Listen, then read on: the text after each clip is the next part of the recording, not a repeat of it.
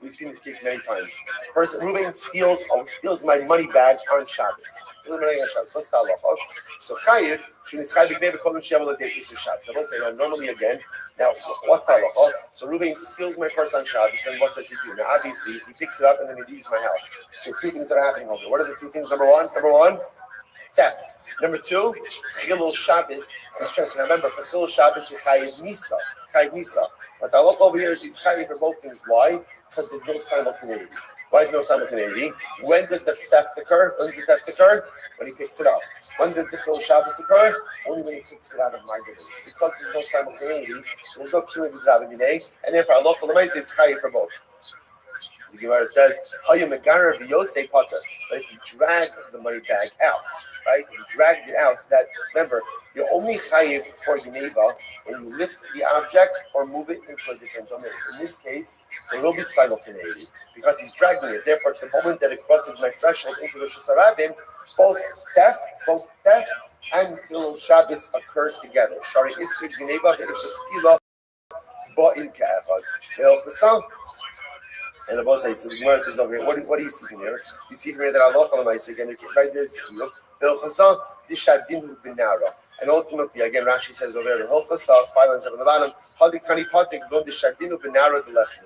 The case ultimately, again, where it says that it's Potter, would be a case ultimately, again, where the object is thrown into the river and therefore no longer exists. So most of the Gemara suggesting, remember, all of this is in Rav, right? So again, what the Gemara suggesting is like this. Rav says that if a thief is chayiv misa and steals an object and gets away with the object, he has no obligation to return it.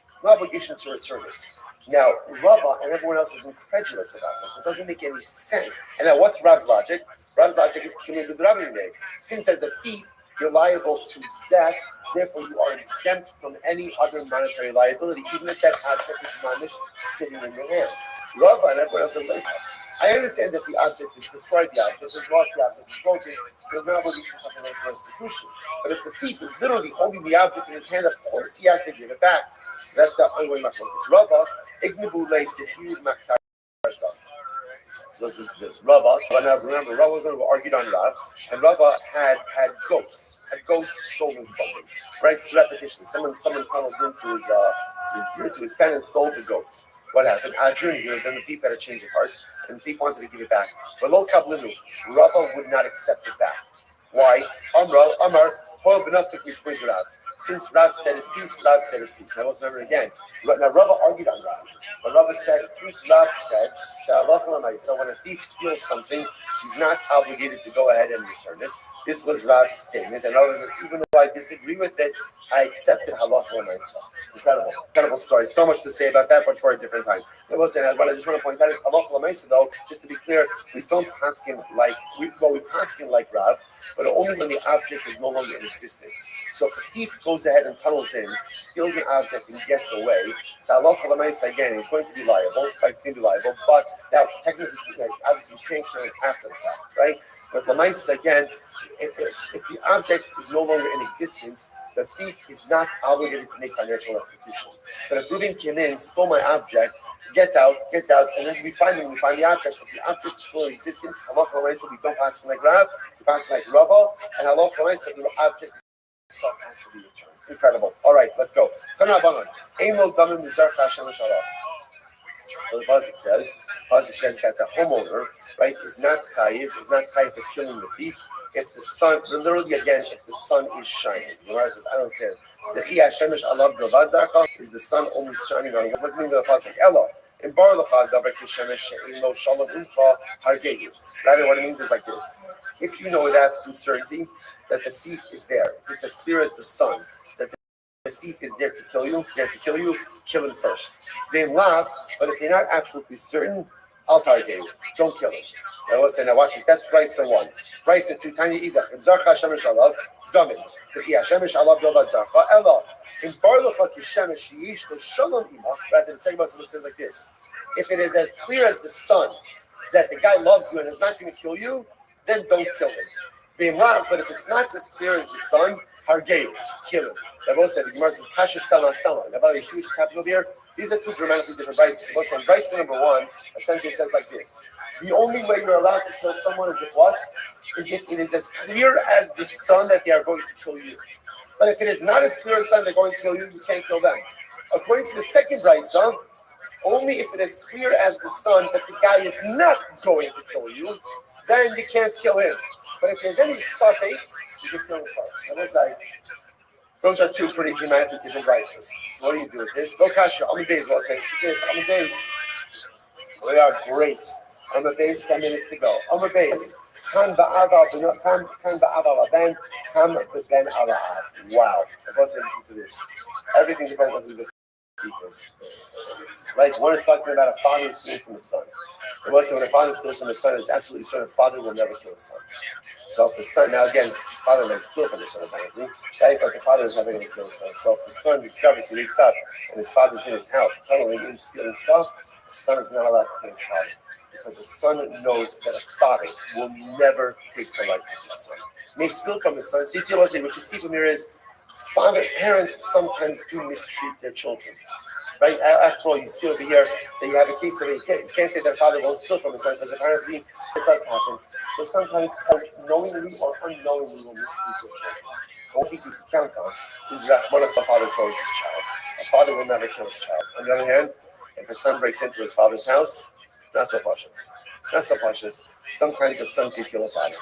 So as I said, such a heavy Gemara. I said, therefore, again, if the thief is a father, the son knows that certainly his father is not going to kill him, and therefore, again, the son has no license to kill the father. On the other hand, the halacha says the son breaking into the father's home, the father may, you don't know. You don't necessarily know what the son may be prepared to do. Instead of Amras, called the Asyali Malay Makara, Katlina Leban Rav Chanina Bashila. This is interesting. So I've said, anyone who breaks into my house, I'm going to kill, except if it's Rav Chanina Bashila. I'll say such an interesting compliment, right? In other words, anyone else who breaks into my house, I'm going to take him down. Except if the thief is Rav Chanina Bashila. Marcy, my comment, what's the reason? Even when we should be tzaddik, maybe because Rav Chanina Bashila is a tzaddik, well, obviously, he wouldn't be such a tzaddik. Ha'ka asi b'maftara. That is when it breaks into someone else's house. Ella, we should continue to gabe, Timorachim alai Timorachim avaladan. We'll say this is such a touching Gemara. Rav says because I know that Rav Chanina Bar Shila loves me like a father. Wow, I know that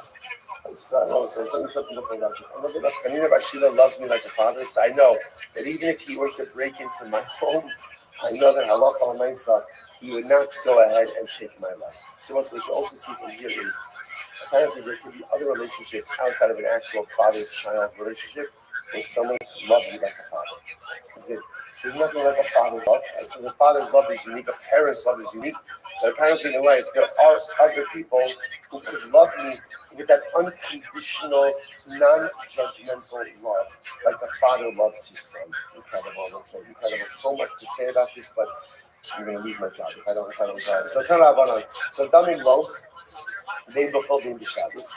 Ain't no done day before being the Shabbos. So the Gemara says all of these halachas. So it says what we have over here is the following. The metric we adopt is like this. If someone breaks into your home repetitiously, the understanding is that the person is going to stand up and defend their property, which means that anyone who's breaking into their home secretly is ready to kill you. Because ready to kill you, therefore what? I have the halachic obligation to kill them first. But what are you allowed to conceive? Only when you are not 100% sure that they come in peace. If I'm 100% sure that they come in peace, then I can't kill them. The only real example of that is like a father or someone who loves you like a father. Otherwise, if you're not sure, defend your life and defend your life at all costs. So it says, these halachas apply both by Shabbos and by Yiftir. Shabbos So ultimately, again, I understand I'm allowed to take the life of the thief, whether it's Shabbos or Yiftir. That makes sense. Why do I need that qualification? It's how that kind, We did that we get based in. This is kind of like execution by evasion. Just like evasion is warranted to execute someone, so too if the thief is coming in, and I don't know 100% that he comes in peace, I'm allowed to kill him. So this is like I become like the basement. So I'm at a Shabbos so I'm at a thought that basement. Shabbos maybe maybe I can't kill this thief on Shabbos. Kamash Rabbi said first of all, I line to Kathleen that I can. Ella Donin Lo Holy Shabbos. Rabbi said that in the thief, I'm not allowed to kill the thief. And there is liability for killing the thief. So that halacha applies on Shabbos and Levis. You might understand what's the difference. Hashka b'cholo Kathleen Lo Shabbos Mibai. If I can't kill him during the week, I certainly can't kill him on Shabbos. Says like this, we'll say, let's say somebody breaks into my home on Shabbos and then the wall collapses on him. Sif halacha l'maaseh is clear that he was going to kill me. I can't remove the rubble from him. The halacha because he's liable to a death penalty. But if I'm not sure if he came to kill me, right, or I'm sure that he didn't come to kill me, halacha l'maaseh again, I could remove the rubble in order to save his life even on Shabbos. Tanabon. Behuka b'chol adam umeis b'chol misa shati yachol amisvos. This is incredible. Reuven breaks into my home. Now what happens? Shimon, my neighbor, sees Reuven breaking into my home. So what's the halacha? Shimon, my neighbor, has the right to kill Reuven. It's not just me, the homeowner, who has the right to kill Reuven. Even someone else has the right to kill Reuven. Not only that, but he's allowed to kill Reuven. Anyone's allowed to kill Reuven with any way we need to. So I understand why the Torah needs to teach me that anyone is allowed to execute Reuven. After all, why is that coming? Because one would have thought, I'm out of the license to kill the thief is only for who? Only for who? Only for the balabas. Only for me, the balabas. But other people don't have a right. Kamash from Meitu. I will say, which by the way makes sense. Why Kamash from the road remember, once Reuven is breaking into my home, he has a status of what? Status of what? Of a road date. Once he's a road date, then anyone has the right to go ahead and execute him, even my neighbor. So, Lama, we will say again, why do I need a special people that teaches me to kill him? I really need to kill him. So I say, from a murder. What's wrong with murder? I'll say, this is someone in general. So, right, Reuven killed Shimon. Now Reuven is to be executed by Beis Din. So there's a particular type of misa, right? So most say, whatever the type of misa, whatever depending on the crime. Let's say Reuven is chayiv to silent, decapitation. Well, let's take whatever the reason based on, have a sword. So what do? What do? You execute him, you execute him. So the Gemara says, "Nisanya most yamos samach yelotzeachu ain't the misamuro." I don't know if you execute someone with the prescribed death penalty. So how do I know that if I can't execute Reuven with the prescribed penalty, that I could go ahead and execute him? However you execute him. You must become muscle. Pasuk says, execute him however you need to execute him. To which the Gemara says, no. So therefore, both sides, same thing over here. By the thief.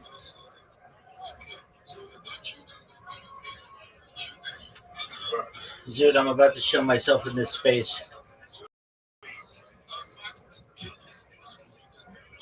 How are you? We're going to show you sick and No, man. It would crash X.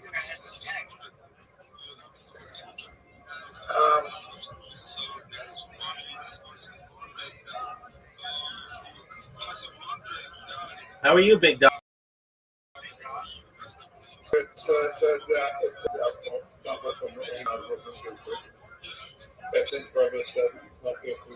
Yeah, okay. If you want to believe that, that's fine. I got to talk to these people just for a moment.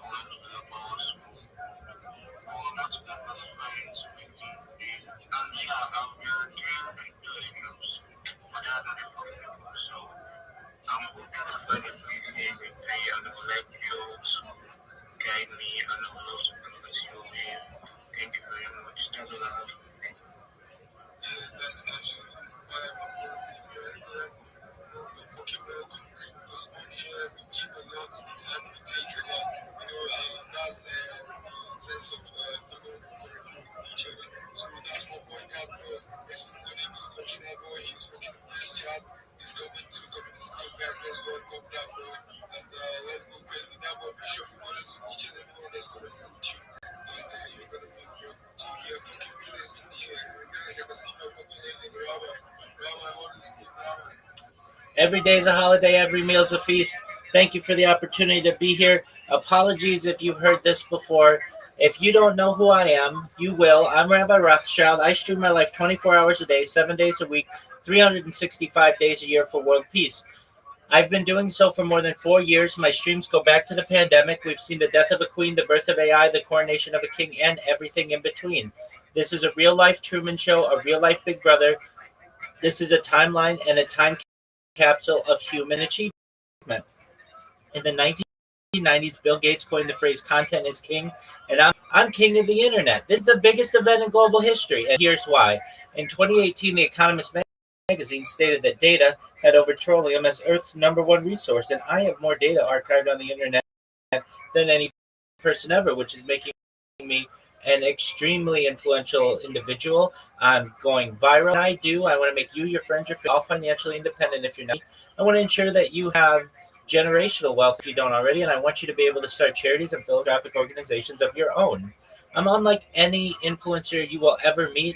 I'm not live on one YouTube stream nor two YouTube streams. I'm live on more than 20 simultaneous YouTube streams, 24 hours a day. You can watch my life in 360 degrees. I even have a ceiling camera. And if you want to see all of my streams, look at my profile. I have linked. I also have a pinned post where you find a link to all my YouTube streams. Additionally, you're going to find my link tree there. My link tree is linktree.com/rabbi. I dare you to look at it. Nobody dares you to look at their link tree, but I do because I have more social media than ever. I have more content than any person ever.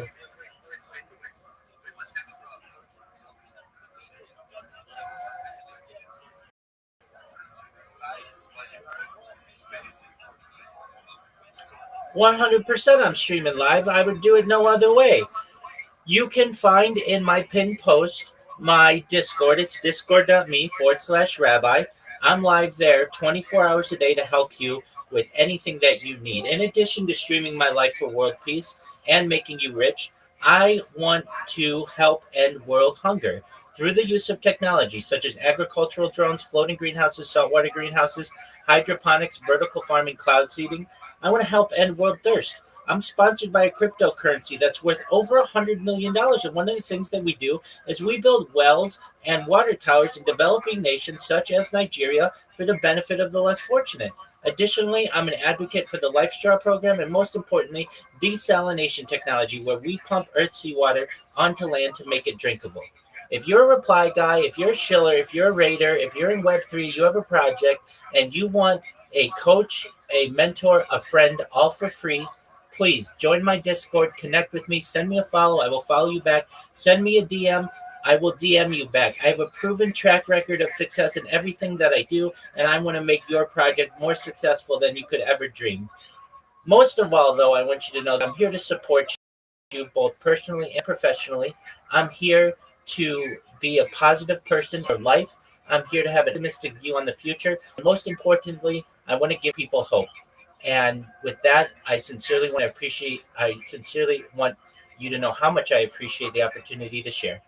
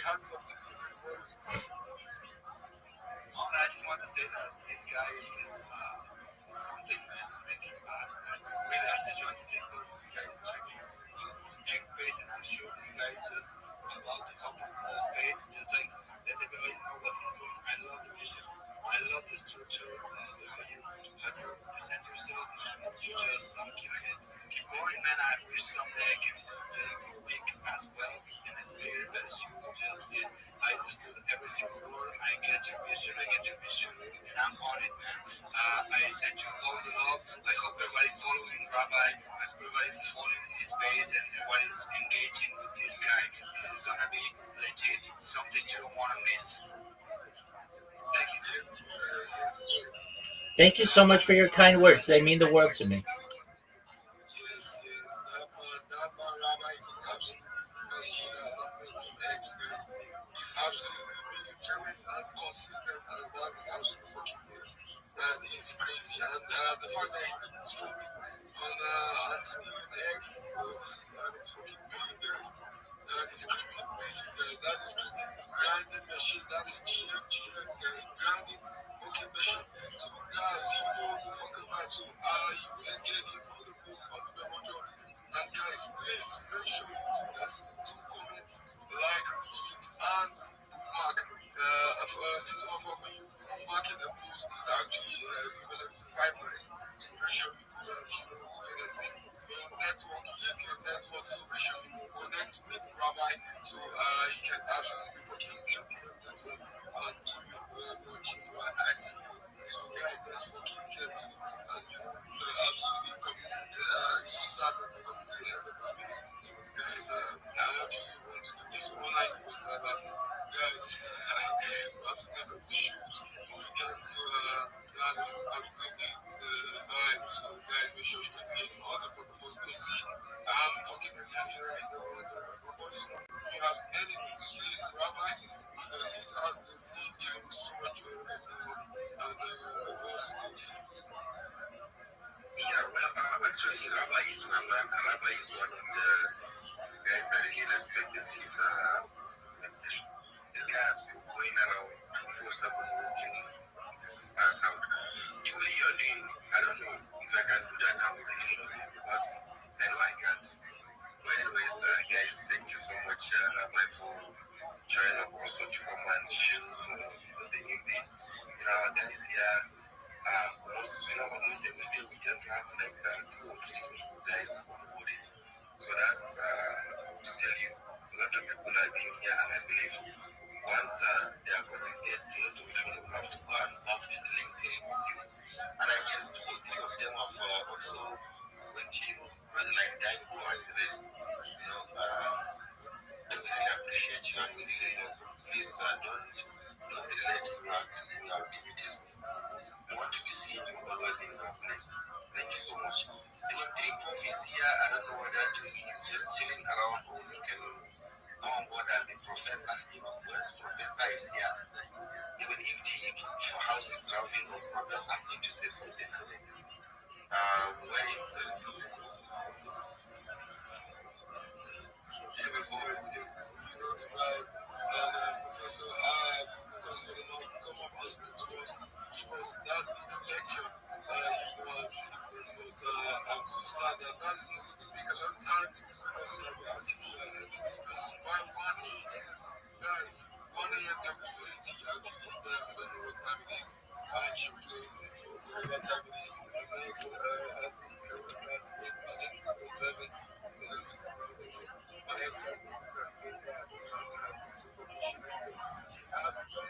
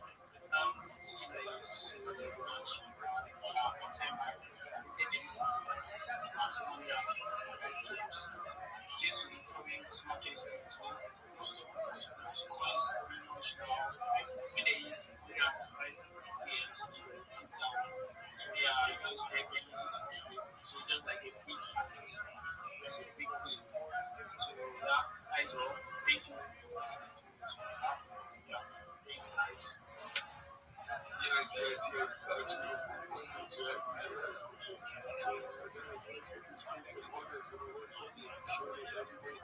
God bless you. So guys, because blind people shine with you.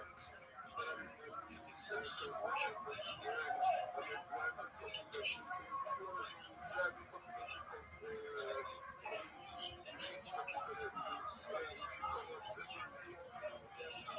Teach you how to find like this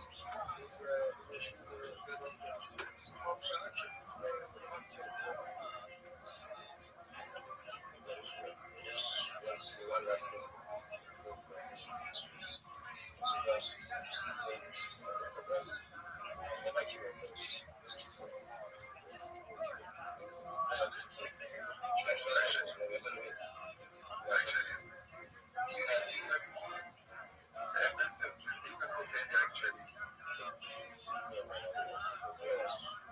Okay, that's we keep driving. You will see the result of it. Because I can tell you sometimes I did not sleep for like a day or two before I would finally find some time.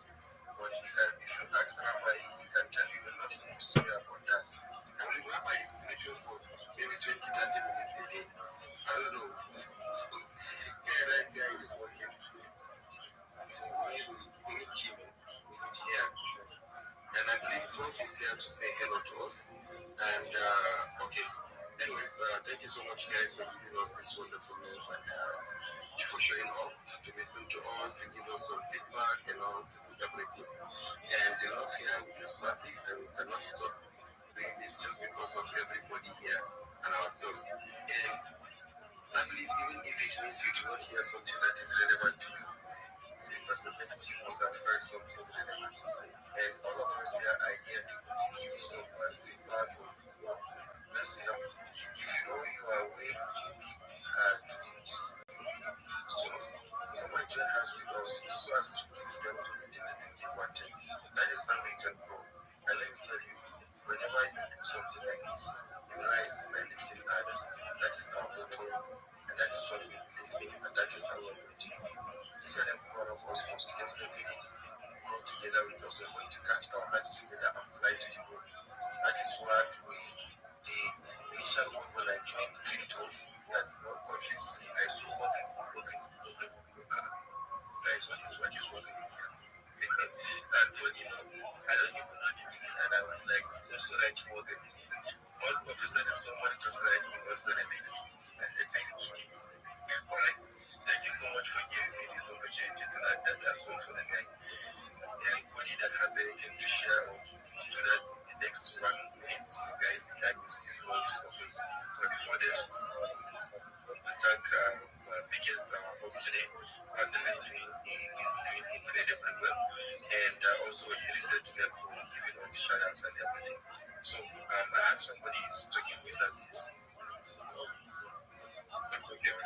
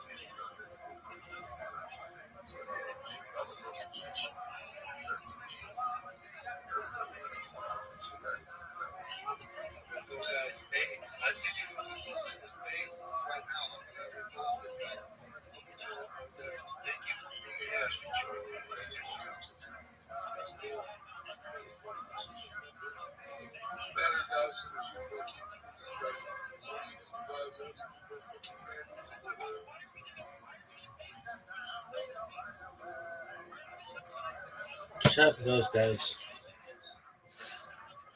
Big X and the other guy. Zibola. Shout out to Zibola.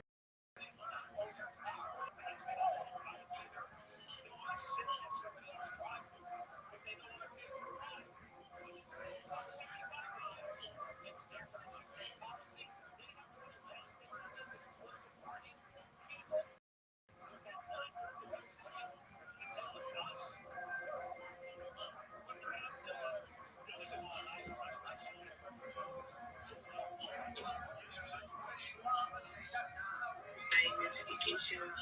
Young fam, I was not even doing that. It was loyal, honestly. What the hell? How is it I need to reach out to? I don't do that. I don't mean people on spaces. I hate that thing. I choose a girl. Guy, no. Trust me, I don't meet people on spaces. I don't like that thing. I don't know like you. I don't like that. You don't do that thing.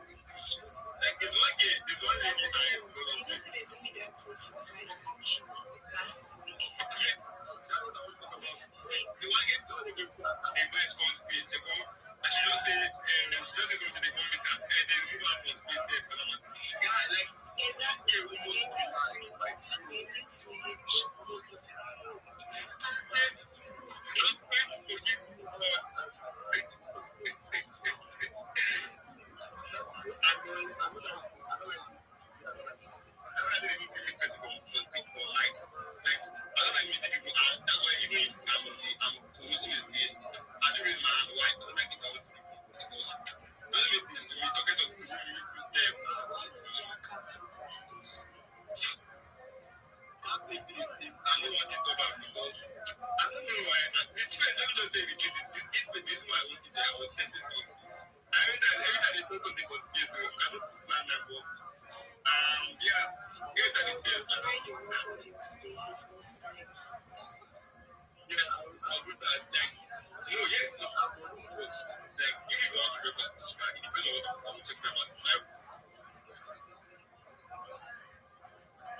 Should be a banger so yeah, I'm sure it should be a banger, so that's why you have to plan things ahead for that time reach.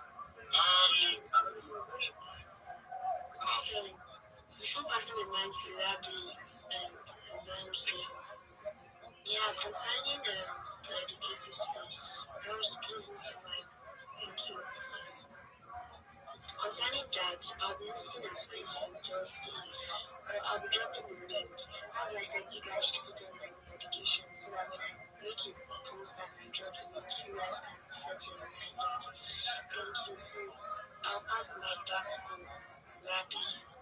Rabbi, please, you have the mic. GM, do you mind if I share my project with you? I'm sorry. Once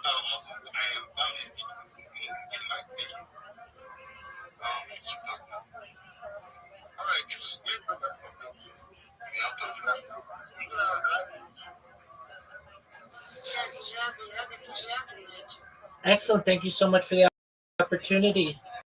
If you don't know who I am, you will. I'm Rabbi Rothschild. I stream my life 24 hours a day, 7 days a week, 365 days a year for world peace.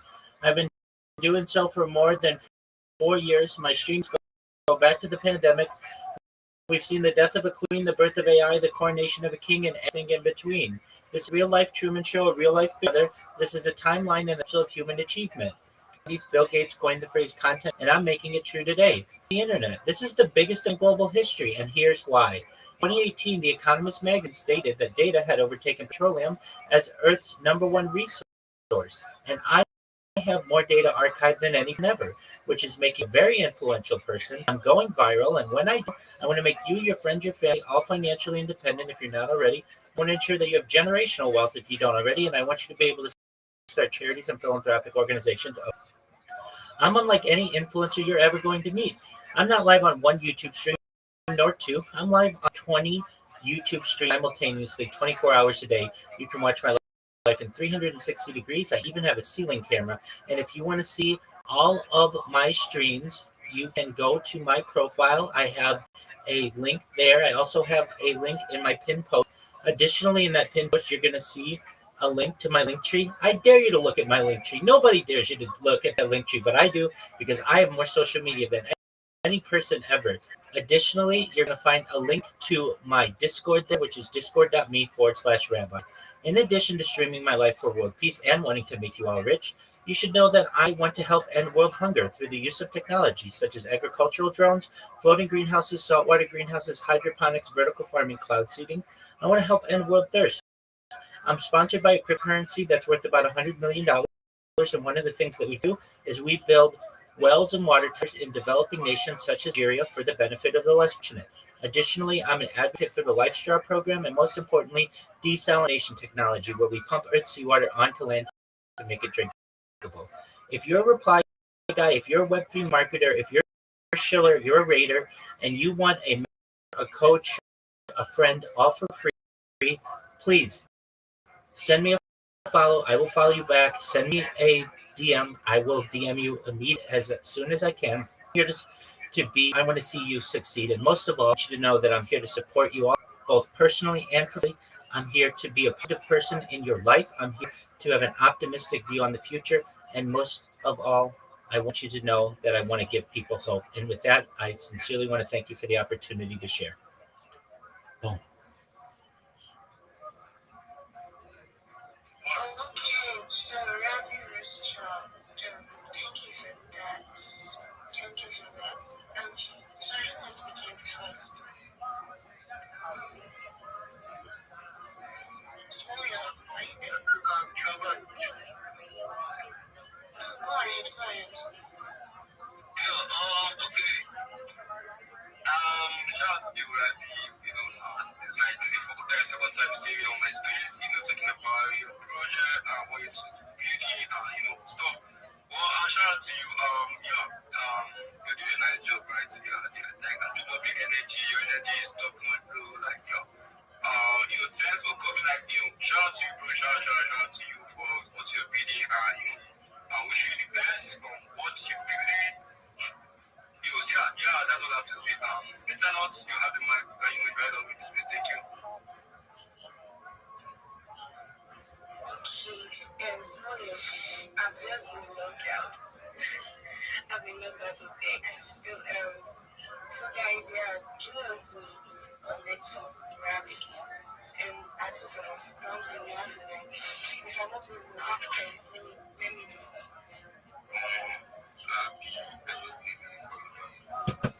I'll be your tips. Excellent. What I just want to say. Okay. I already like moments with most of the business of it. So, that's it now. You to be as a band, young fan. So, for everybody, it's for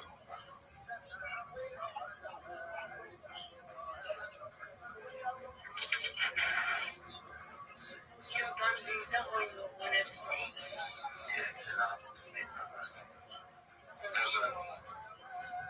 I don't love rap to every. So yeah, Rabbi and Restream, I showed you a DM. And I was all like hearing everything you said. That's part of my background noise. I was like hearing everything you said. So I'll just like ask for clarification names. FX for the GMD. I don't know, Spider. Okay, Rabbi, since you have to like FX for after Rabbi will be speaking. Excellent. Thank you for the opportunity, Meta. I have responded to your DM. If you guys wouldn't mind, I'd like to tell you some alpha, just that I've learned over the course of my time in Web3. One of the most important things that you ever want to do is if you have a crypto wallet, you want to make sure that your seed phrase is written down physically on paper or somewhere else physically. You don't want to just keep this on an electronic device. If you lose your phone or you drop your phone or your phone is no longer able to charge or anything else happens, you will not be able to get that money. It is locked out for you.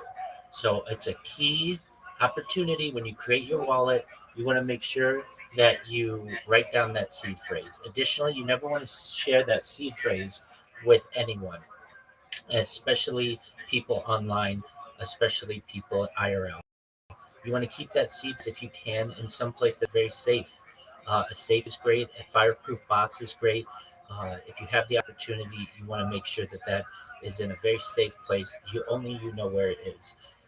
Moreover, I think it's an excellent routine to make sure that your phone is updated and your phone is backed.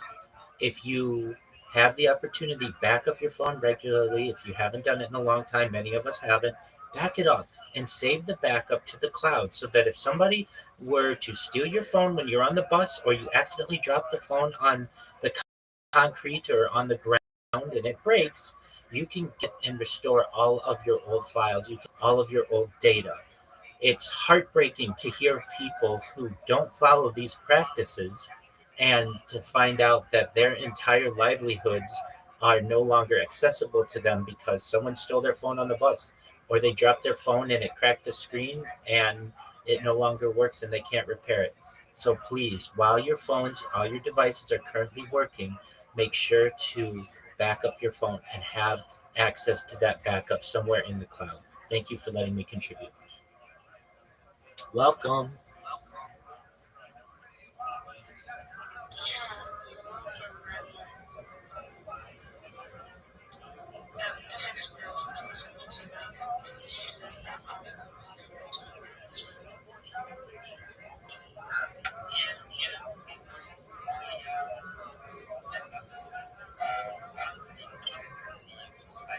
Let's pick up from PG. It is one of the people with Chromium, how are you?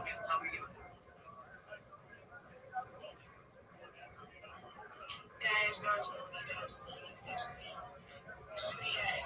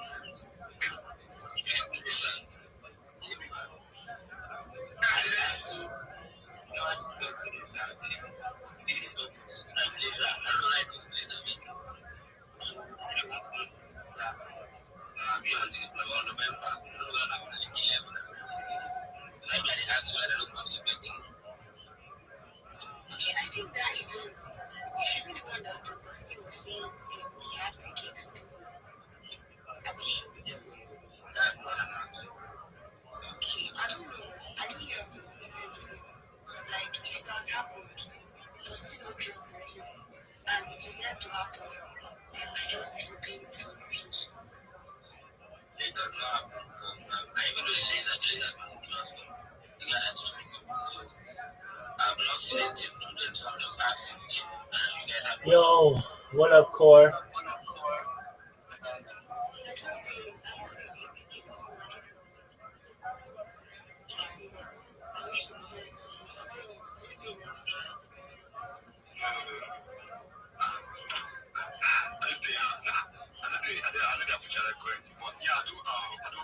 Sometimes like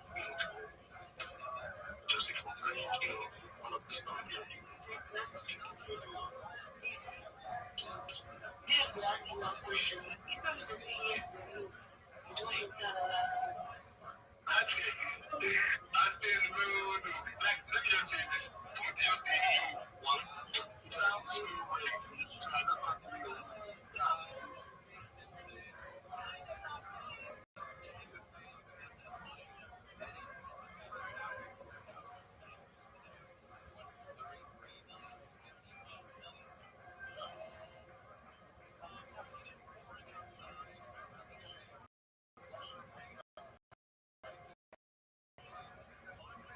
Your first acts.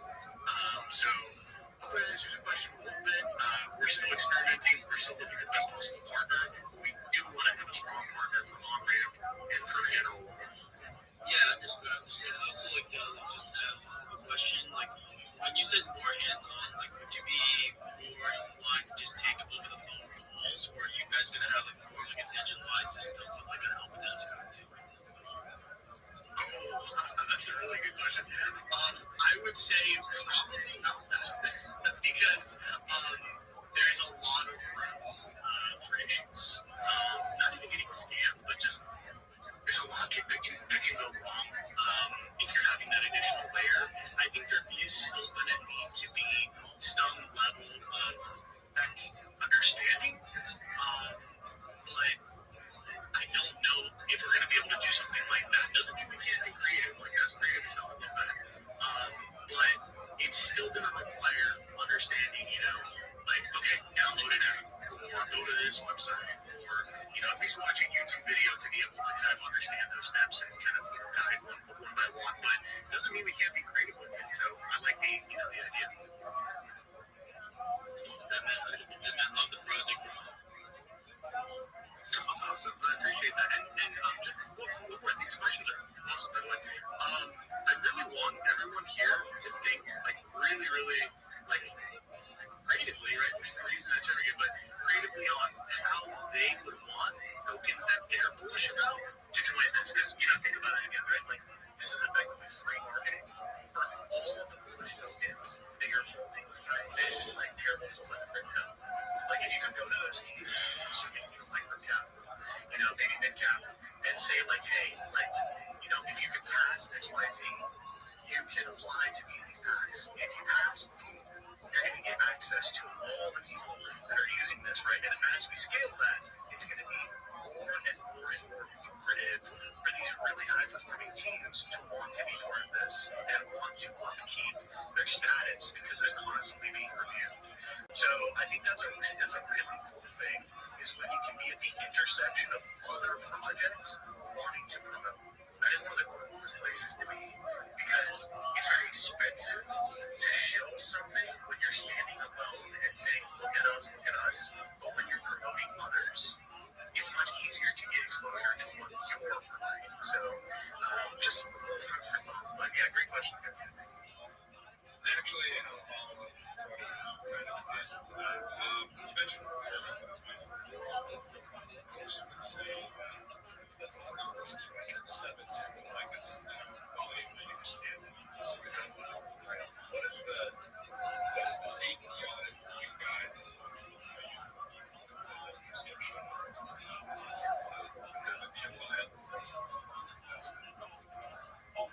Yeah, so I'm going to give you like the get out of jail free answer because it's constantly evolving. In that, it's constantly evolving. So,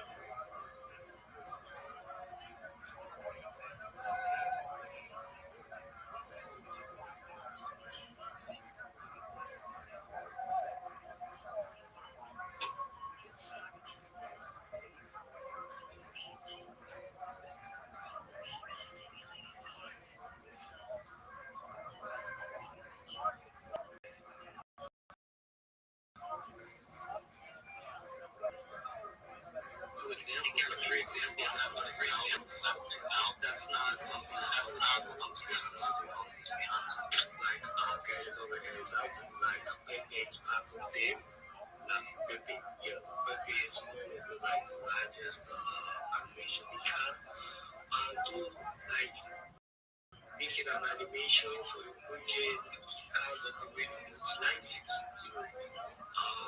Making an animation for your budget, it's kind of like be sure, it's kind of your investor, your owner, it kind of give sure information about your budget. Your character will be good, your character will be like being the main character, they will know your character, you will not able to them, they will be able to get like more information about your budget. When you're making an animation, when you utilizing it, it can add the value, kind of say that. So what are the character in the animation? What information would a prospective investor get from the animation? Okay. So like mostly, like animation videos kind of funny, and being funny is kind of like attract their attention for the sake. Through that attention they are attracting is to make them to check out your project. That's the first thing. And another thing is in that video it will pass like an information to your project and kind of an expert in the animation field. So about animation videos to make your project like kind of through YouTube, through Instagram, through TikTok, Threads, and Reddit. Like there are a lot of massive platforms. Most of them utilize X and Telegram. Yeah, and so let me stop you there. So we do have a bunch of animation videos, and we do have all the socials. But thank you very much. I do want to give Rabbi the opportunity to sell. Thank you so much for the opportunity. Samuel, can you mute yourself? Thank you. I'm Rabbi Rothschild. I stream my life 24 hours a day, 7 days a week, 365 days for world peace. I've been doing so for more than 4 years. My stream go back to the pandemic. We've seen the coronation of a king and everything in between. This is a real-life Truman Show, a real-life Big Brother. This is a timeline and a time capsule of human accomplishment. You should know that in the 1990s, Bill Gates coined the phrase "content is king," and I'm making it true today. I'm king of the internet. This is the biggest event in global history, and here's why. In 2018, The Economist magazine stated that data had overtaken petroleum as Earth's number one resource, and I have data archived on the internet than any person ever, which is making me a very influential person, and I'm going viral. And when I make you, your friends, your family, financially independent if you're not ready, I want you to be able to have generational wealth if you don't already, and I want you to be able to start charities and philanthropic organizations of your own. I'm unlike any influencer you'll ever meet. I'm not live on one YouTube stream nor two YouTube streams. I'm live simultaneously on 20 YouTube streams, 24 hours a day. You can view my life from 360 degrees. I even have a ceiling camera, and if you want to view those streams, look at the link in my profile. Also, you can find the link. You can also find the link to my link tree, which is linktree.com/Rabbi Rothschild. I dare you to look at my link tree. I have more social media than any person ever. I have more content than any person ever, and it's becoming a very big deal. Additionally, you're going to find a link to my Discord there, discord.me/Rabbi. We just surpassed 3 people in the Discord, and we continue to grow. In addition to making you all rich and helping to bring about world peace, I want to help end world hunger through the use of technology, such as agricultural drones, floating greenhouses, saltwater hydroponics, vertical cloud seeding. I want to help end world thirst.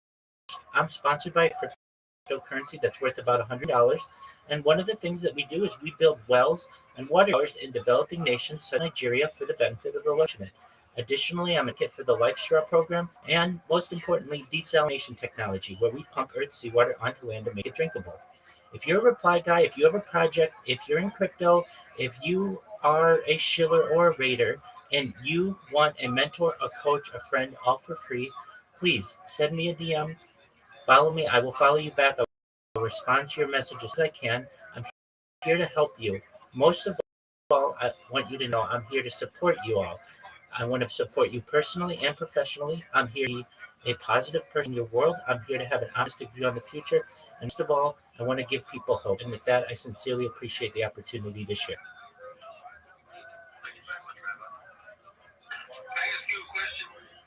Go ahead. Look down here. I've heard you in Scooby's spaces a few times. And I've tried to navigate the YouTube on my phone, but I don't have much luck with it. So can I reach out to you sometime soon and maybe you can help me navigate it a little better? 100%, absolutely. I can send you a direct link to all my streams if that would help you. Yeah, I'm going to follow you back here in a second. Do the dishes. Sir, certainly. Yeah, I appreciate it.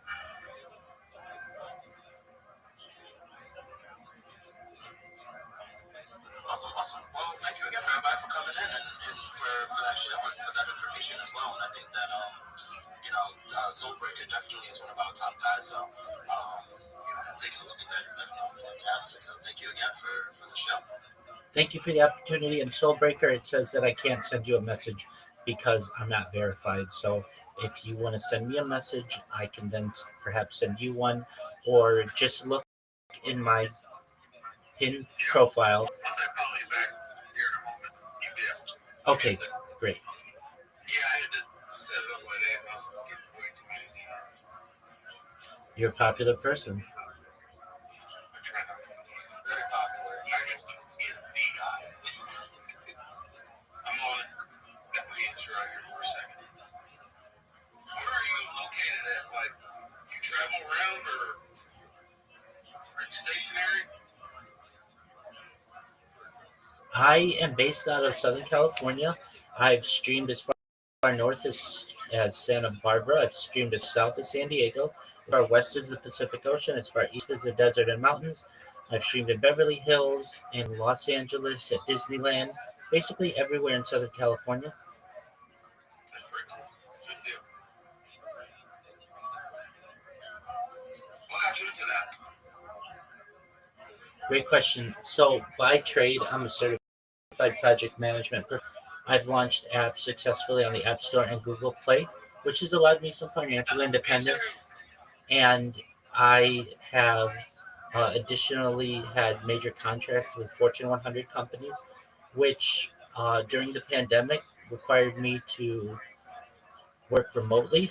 And I got more comfortable being on camera than I previously was. And after work, I would go to Tiger Woods' golf course in Anaheim, and I would hit golf balls, and I would sometimes hit the ball not the way that I wanted or intended, and I wanted essentially watch my golf in order to improve. Sometimes I would make little jokes to myself, and I thought, this might be footage that my future family, God willing, I have a wife and children someday, they might want to see what their dad was like before they were even a glimmer in his eye. And I would then, after work, upload that footage to YouTube, or pardon me, not to YouTube, to Google Cloud. And it was taking me too long. And so I figured, you know what? I better start just biting the bullet and live streaming it. It'll be more efficient, and then I don't have to spend half my day in the evenings uploading this data. And I thought, if I'm going to do this, I want to do it better than anybody's ever done it. That's just kind of my mentality. So I bought uh, about 10 different computers and another 23 or so handheld device, and started creating my first YouTube account in fall of 2021. And then from there, I just put them around me in 360 degrees. And as they say, the rest is history. Nice. Awesome. Well, did anybody else have anything that they wanted to come up and share or anything like that? I know Kurt's got something to say. I'm waiting here. I'm saying I can use a little Kurt right now. I want to hear Mackenzie. Mackenzie, come here. She's here. Kurt wants to talk. Hi, Kurt. Hi, Kirk. What do you How you doing? What are you doing? How you doing, girl? We're going to the moon. Which Tell me something.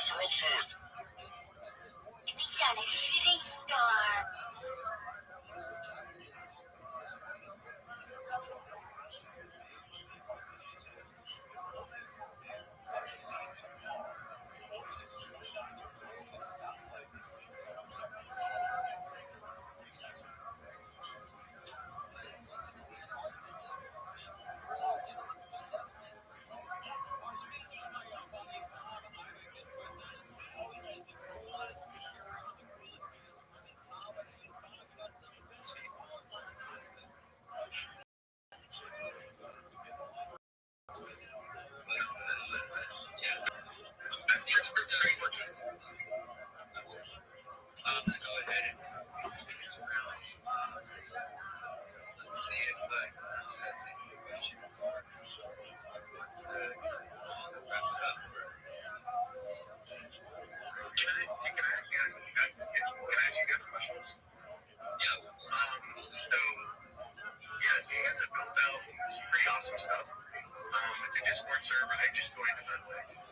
So I'm excited to be in there. But you guys probably get a lot of new people that come in.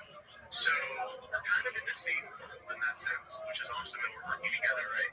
How can you go into this scene as far as educating new people? Because I'm sure there's new people that come in and they're like, yo, I don't know. What do you hear? What should I buy? Like, what is that?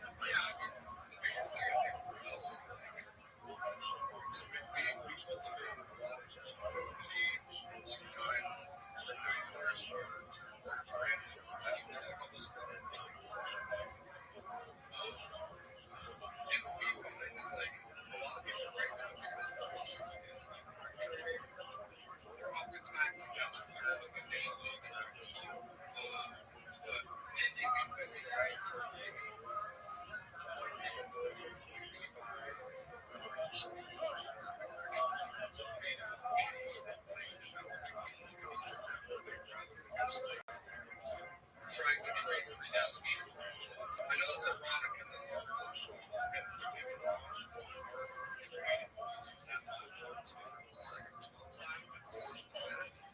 other than that, like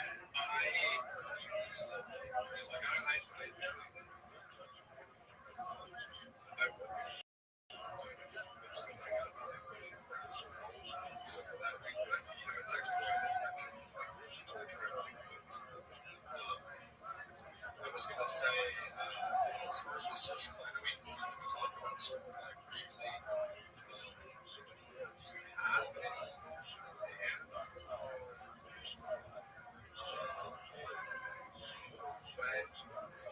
If you guys are participating in the social plan,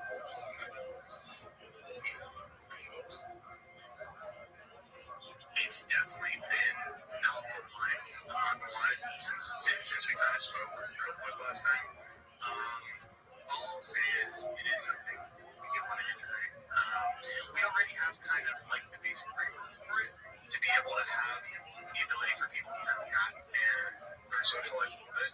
But I think, the adage of, if it isn't broke, don't fix it is very true in crypto because people are really going to lock in, especially if they have the capital, the time and the ability. They're going to lock in the areas that they love. They're, really good. So if we can integrate in with existing platforms on that side, even on the trade side, like you said, there's a lot of different plugins that we can do where it makes it. Oh, yeah, basically. And they started to build like their communities were starting to post whatever percentage of whatever based on the so it's like a really good way to organically start having people talk. I see.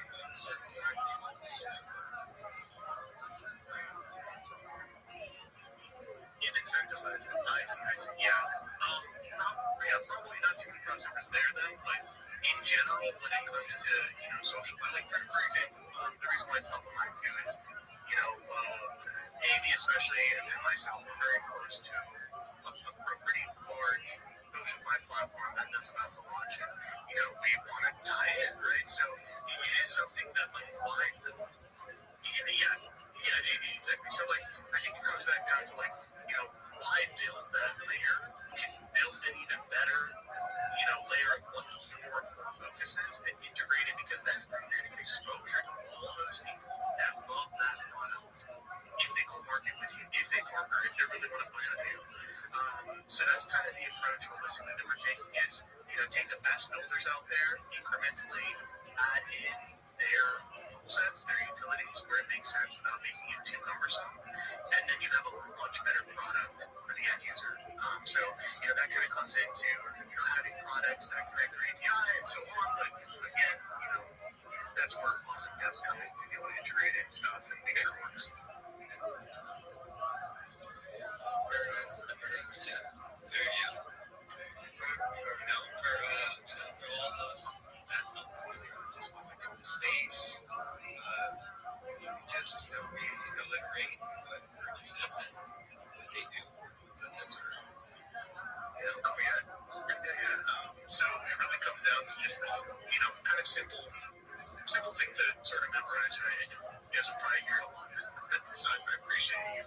for listening in.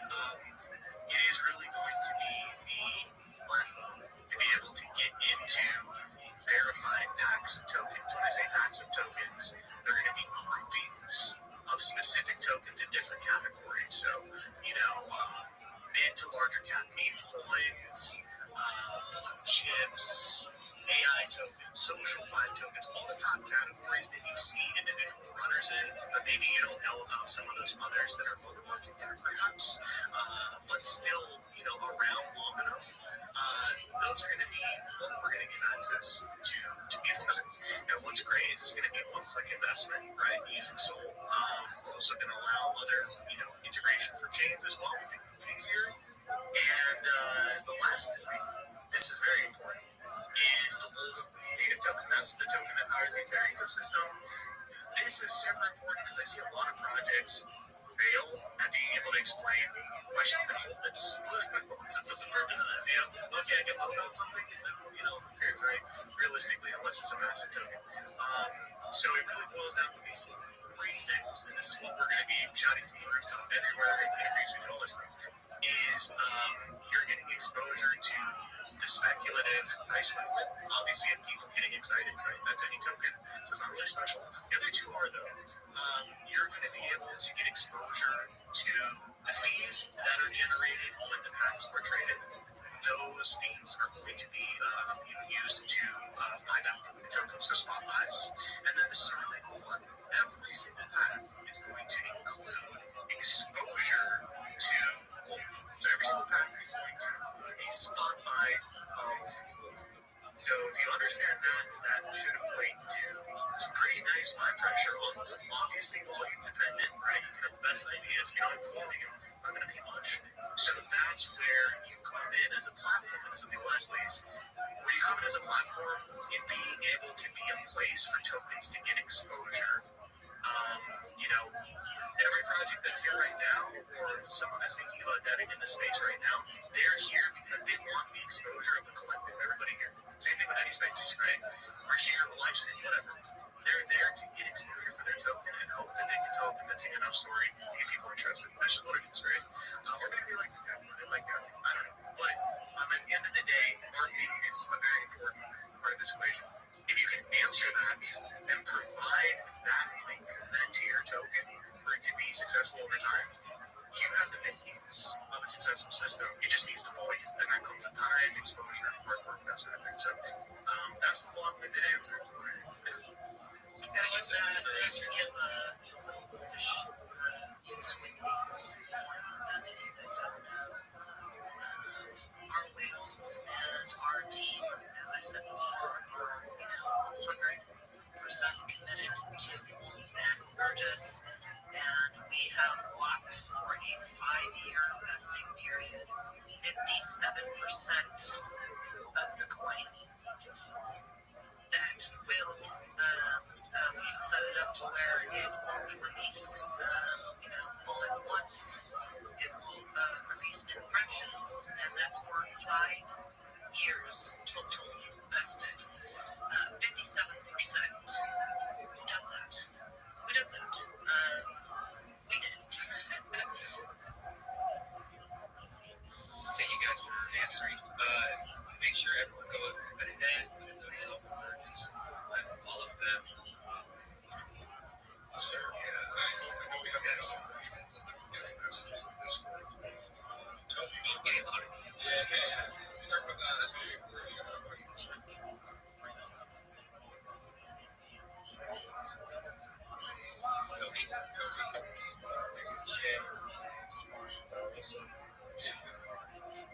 Yeah, what's your question?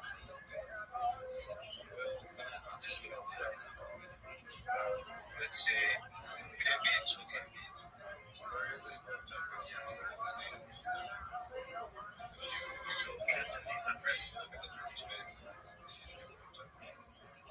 it says like in the bottom paragraph console. Well, between all of them,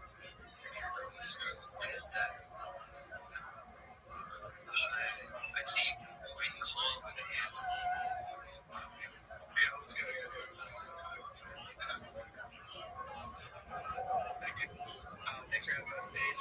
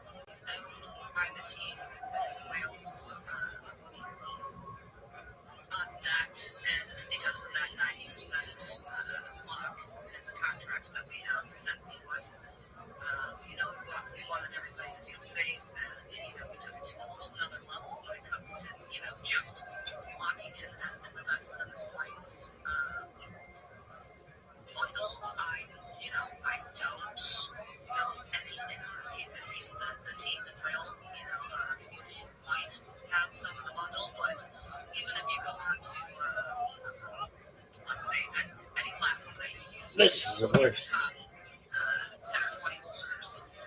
That's all the team had with the whales, right? Because they have to This bitch needs to shut the fuck up.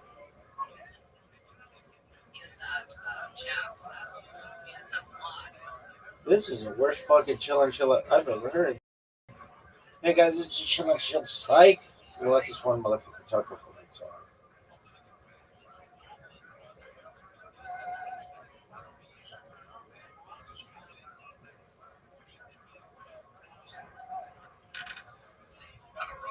Right now I'm in New Zealand, but going to Australia.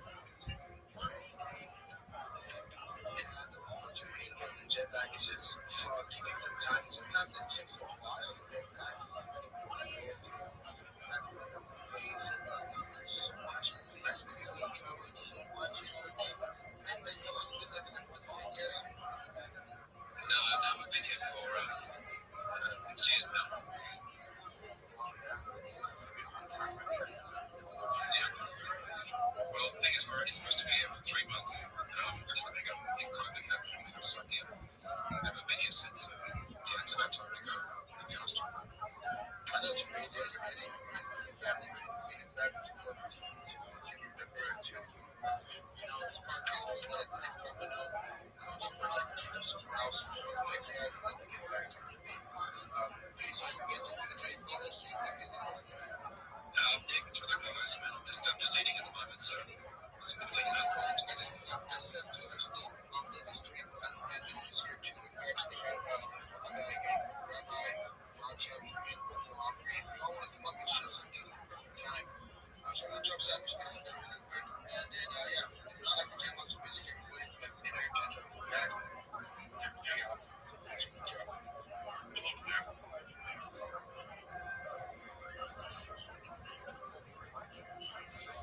Fighting inside like this, I don't know. I can get them fighting.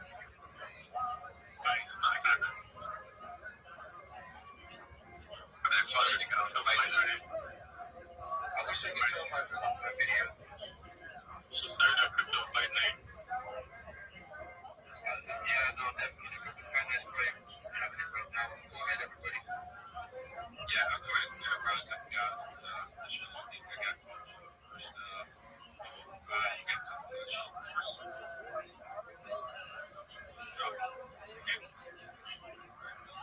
Zach Live, get back to me. Mike, Robert Ruffin, how you doing today? Every day's a holiday, every meal's a feast. How are you? Do you mind if I share my project with everyone? Thank you so much for the opportunity. I'm Rabbi Rothschild. If you don't know who I am, you will. I stream my life 24 hours a day, 7 days a week, 365 days a year piece. I've been doing so for more than years. My streams go pandemic. We've seen the death of the birth of AI, the coronation of King, and everything in between. This is a real life Truman Show, a real life Big Brother. This is a timeline and a time capsule of human achievement. Bill Gates coined the phrase in the 1990s, content is king, and I'm making it true today. I'm king of the internet. This is the biggest event in global history, and here's why.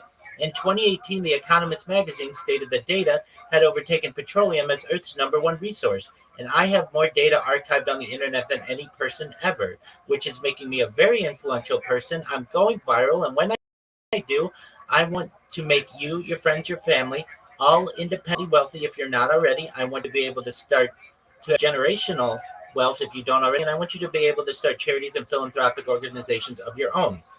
I'm unlike any influencer you will ever meet. I'm not live on one YouTube stream, nor two. I'm live on more than 20 simultaneous YouTube streams, 24 hours a day, 7 days a week, 365 days a year. You can watch my life in 360 degrees. I even have a ceiling camera. If you want to see these streams, feel free to look in my profile. I have a link there. Additionally, in my pin post, I have a link to my YouTube streams. You can also find in my pin post a link to my link tree. I dare you to look at my link tree. Nobody dares you to look at their link tree, but I do, because I have more social media than any person ever, more content than any person ever. I also have a link there to my Discord. It's discord.me/rabbi. You can connect with me there 24 hours a day for whatever needs may be. into making you rich and wanting to help bring about world peace, I want to help end world hunger through the use of technology such as agricultural drones, floating greenhouses, saltwater greenhouses, hydroponics, vertical farming, cloud seeding. I want to help end world thirst. I'm sponsored by a cryptocurrency that's worth about $100 million. And one of the things that we do is we build wells and water towers in developing nations such as Nigeria for the benefit of the less fortunate. Additionally, I'm an advocate for the Lifestyle program and most importantly, desalination technology, where we pump Earth's seawater to make it drinkable. If you're a reply guy, if you are a Web3 marketer, if you're a shiller, you're a raider, and you want a coach, a mentor, a friend, all for free, please send me a DM. Follow me. I'll follow you back. I will get back to your message as soon as possible. Always live in my Discord to be able to help you to be more successful. More than anything, though, I want you to know that I'm here to support you all, both professionally. I'm here to be a positive person in your life. And most of all, I want to give hope. And with that, I sincerely for the opportunity to share. Thank you for that. Absolutely interesting. I hear some live kicking themselves all the time.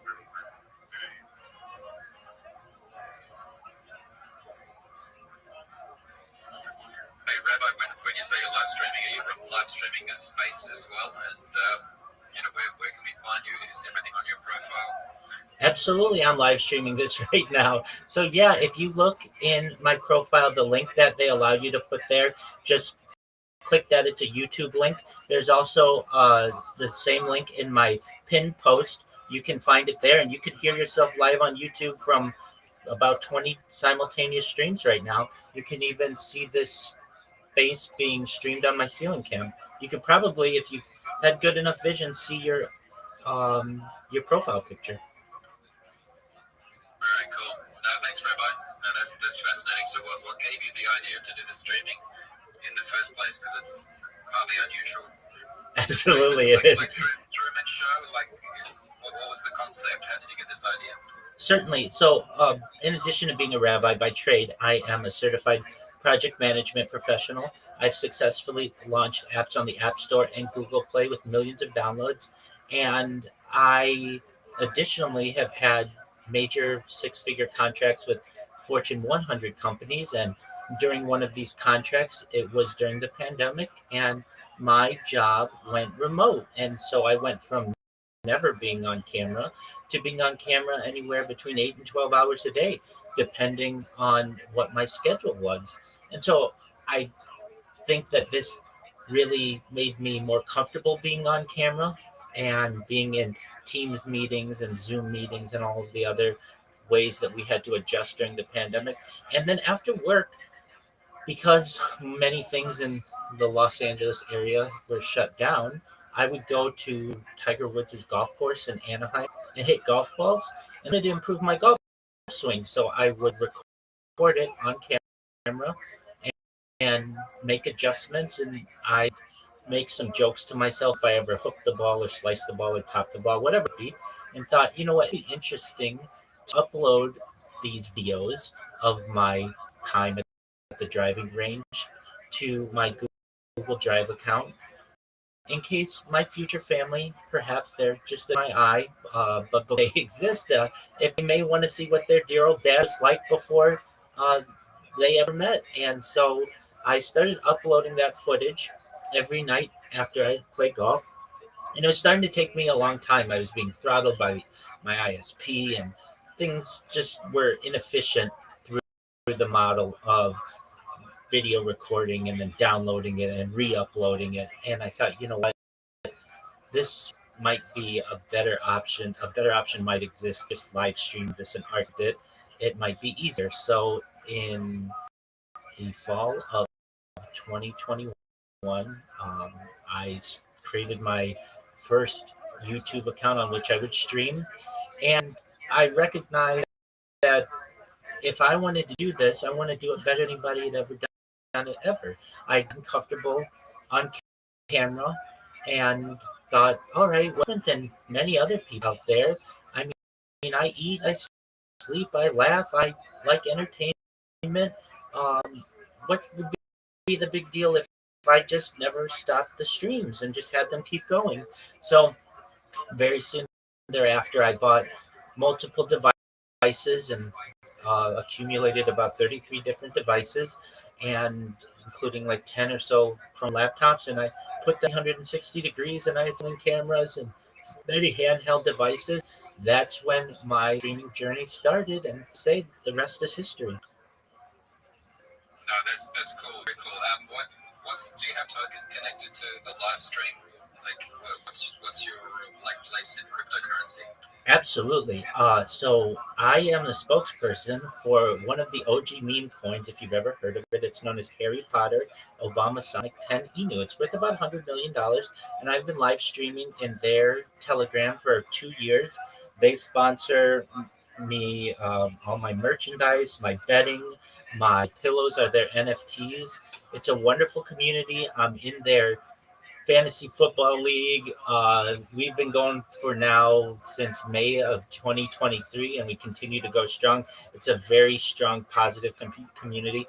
We have over 12,000 people in our Telegram alone, and that's the cryptocurrency that I endorse.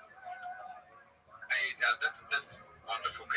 Is it possible that you could invite them into the spaces with us at some time? I'd love to meet them, and if we can make the connection, that'd be great. Because I'm not sure if you heard the intro, but we've been doing recently a lot of AMAs with big projects. A couple of days ago, we had Manu on, and I think they hit 70 million all-time highs, sitting around 18 billion now. But that might be a good opportunity for us to learn more about the project. I am familiar with it, but there's a lot of people who are probably curious, who's behind it, and what's the alpha behind the token. Why should they possibly invest in it? You think it'd be possible?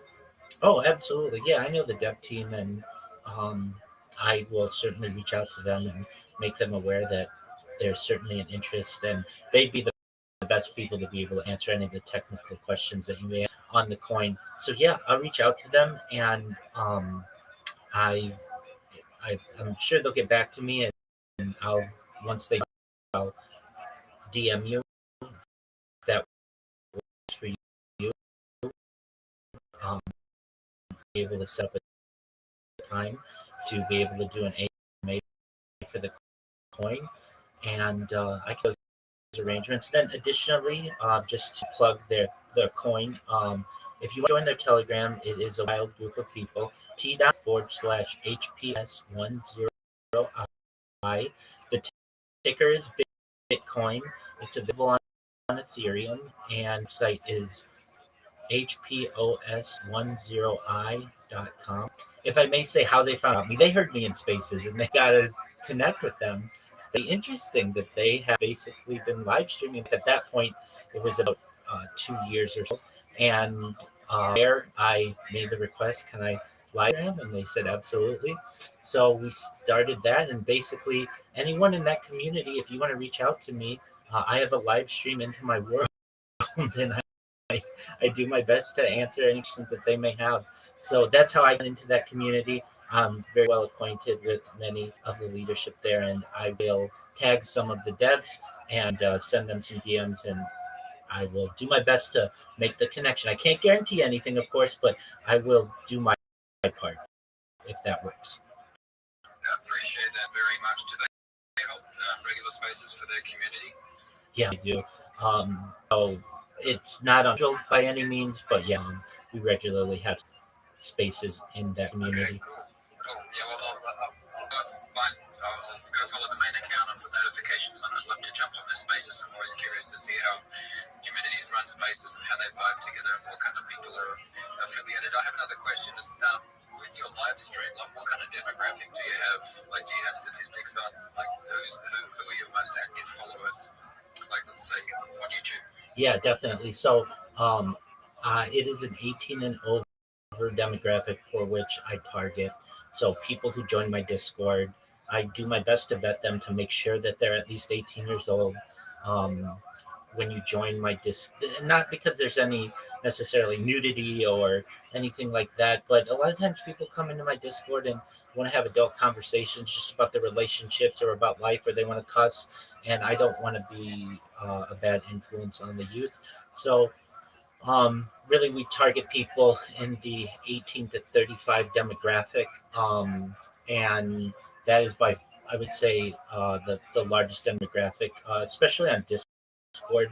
Many of the Discord accounts that I have are in spaces that focus on those demographics. So I am the number one live streamer all time in iShow's Discord. I'm the number one streamer all time in Amaranth's Discord. I'm the number one streamer all time in Aiden Ross's Discord. The number one streamer all time in Kai Cenat's Discord.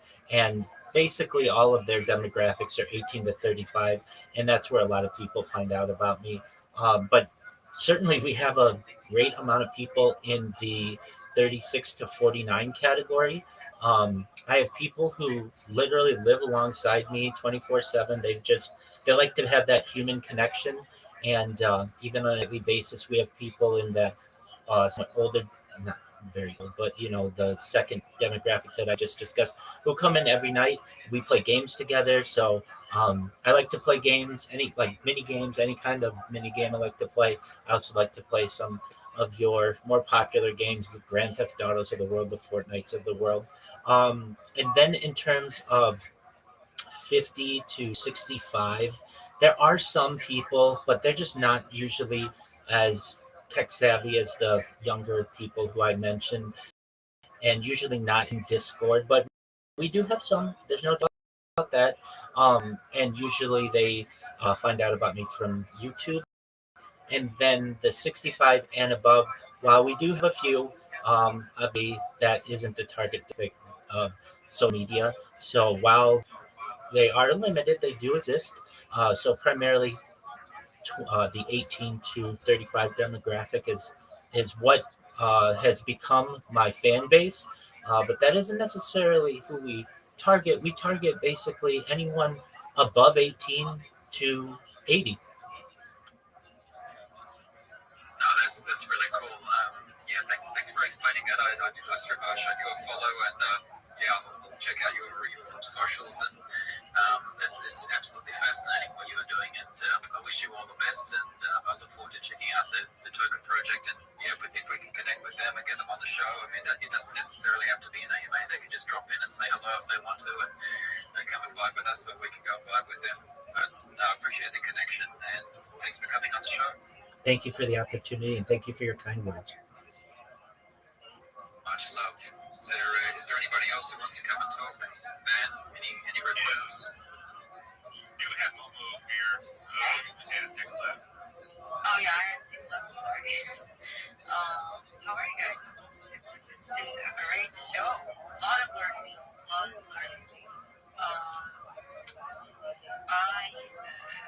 I started work with Slots Roads. It's been going great, and I don't think this is a space that I feel.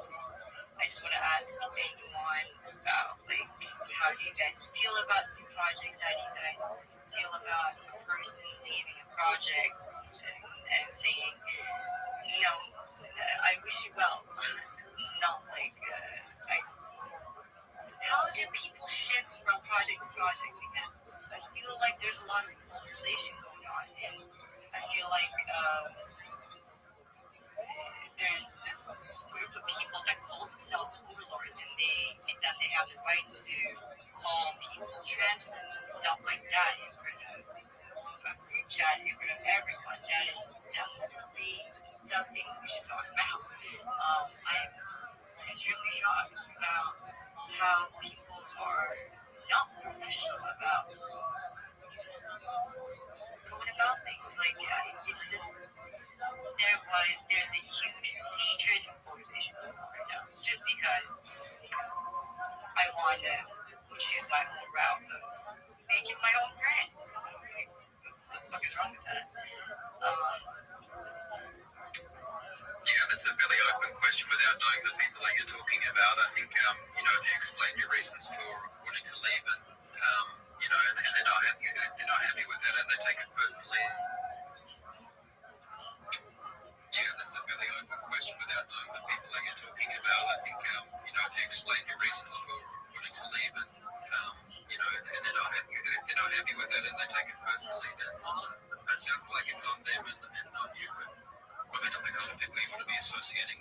base. So if they're going to talk shit about you, then probably not the kind of people you want to be hanging around with anyway. I didn't know that I thought that I was in a community where I would be protected and be violent to each other because they know that I'm really transparent person. I already know that what I've gone through the past 4 years, my agreement losses and everything is just all coming together. I'm regenerating myself with my own right. And it was really hard. It's not something that people, I don't have that much of a thick skin to work with people who have that much pride in themselves. So it's that era where we now see everyone's true colors, I think. So be strong, do not give up, and know you're not a trend, and know you're not a loser, and know you're beautiful. You are, just say next. Do not listen to it. Please do not listen to noise. Your brain needs motivation for creativity. Do not listen to that. It is very easy to make quality work with quantum intelligence. Why would you? Well, you're a work on our space, and you're easy to come and talk with, and just come and play with us, and I hope we get through this transition okay, and there's some level of reconciliation, forgiveness, but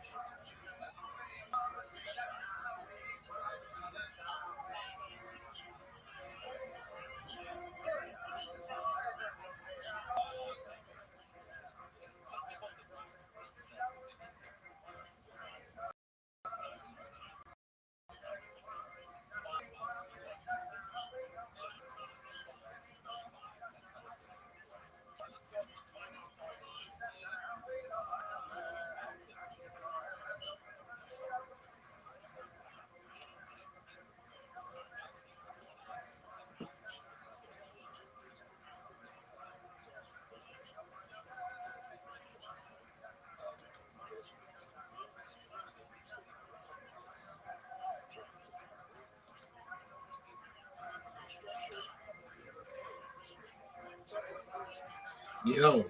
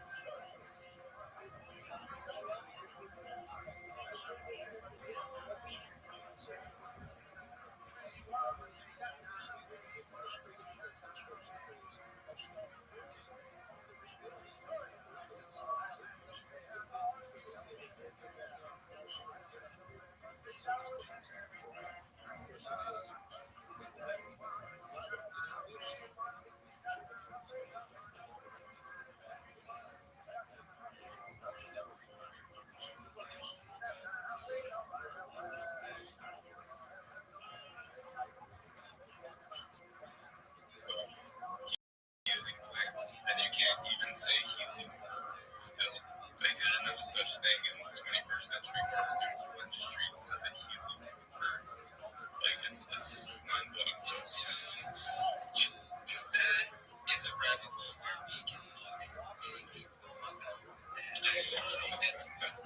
you know, yeah, we can talk about that for, days.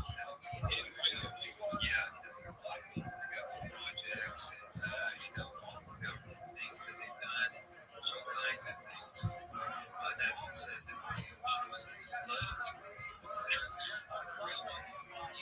thanks to your phone, it's not a lot. Hey, I just have to say, everyone in here is following everyone, especially on the speaker panel. And then,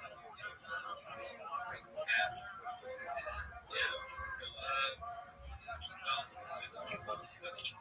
So that being said,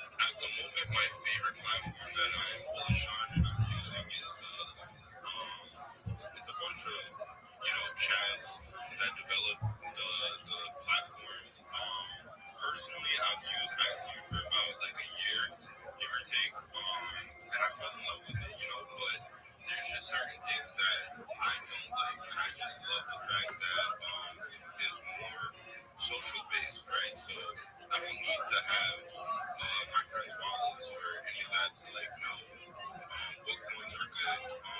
Just by me adding them as a friend and then buying the token, I'll get a notification.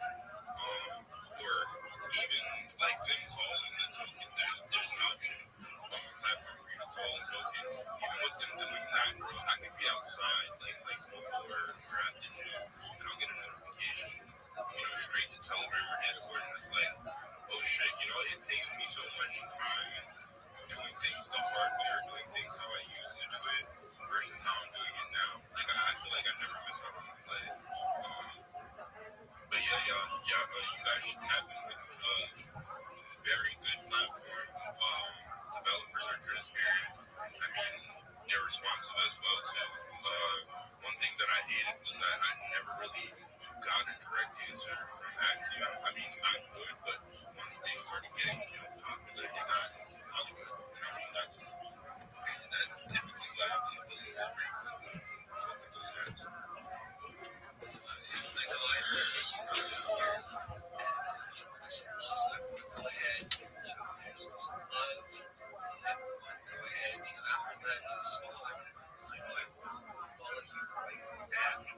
So that being said, let's hear from can't see. And Google said it all the way through. What's up, Google?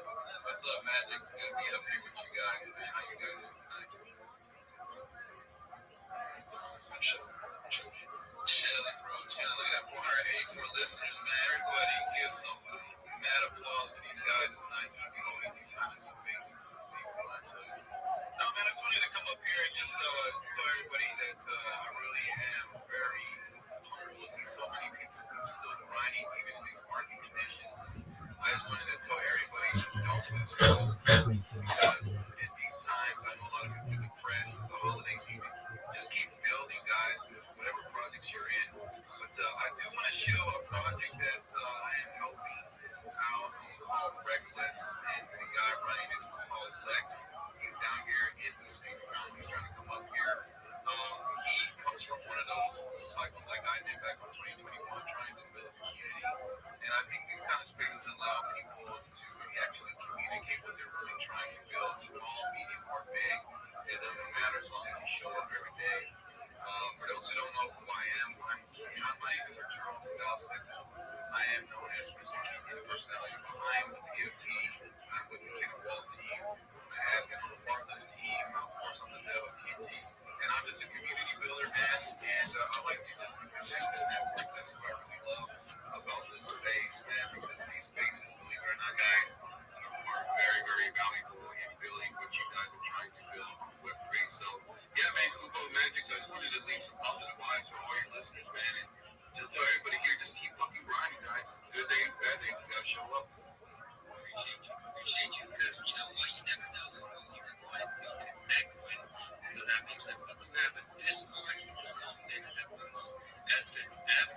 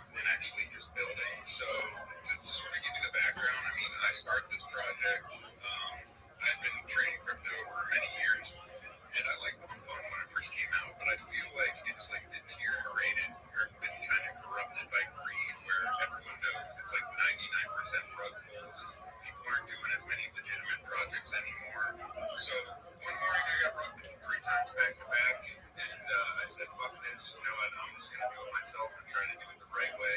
And yeah, it's definitely been a struggle, but I dealt with some people that weren't necessarily the best, but now I'm dealing with like a good group of people, and we're deciding to, you know, try to utilize it and build with the project. So I'm currently working on an NFT collection. I've given out some one-on-ones that I made for community members. We have a little like coin flip game we can play in the Telegram group where you can bet with the token. Or eventually, I mean down the line, not right now, I'm gonna try to get working on a game where you can play the game to earn the token and have it kind of based off the narrative here. And then some physical merchandise as well down the line. A couple of community members have already made little hats, and then I actually heard secondhand that someone wore a Pump Death shirt to the Futurist conference, which was news to me, but that's fucking awesome that someone actually did that. But we're, you know, I mean, the market's been fucked, and we're, you know, still in a low market cap with the people that are in the project believe in it. And so that's what we're trying to do. I'm just trying to, you know, occupy as many spaces as possible and hold spaces and be transparent and just talk to people because we don't want to bring in, you know, people that are just going to buy and try to get rich overnight. Because I'll tell you right now, this project is not going to make you rich overnight. This is something you're going to have to wait a while. But if you want to be a part of something that's, you know, really out here trying to build and connect with people, that's what we're trying to do here. So I want to thank you for letting me come up here. And I want to thank everyone for listening. So thank you very much.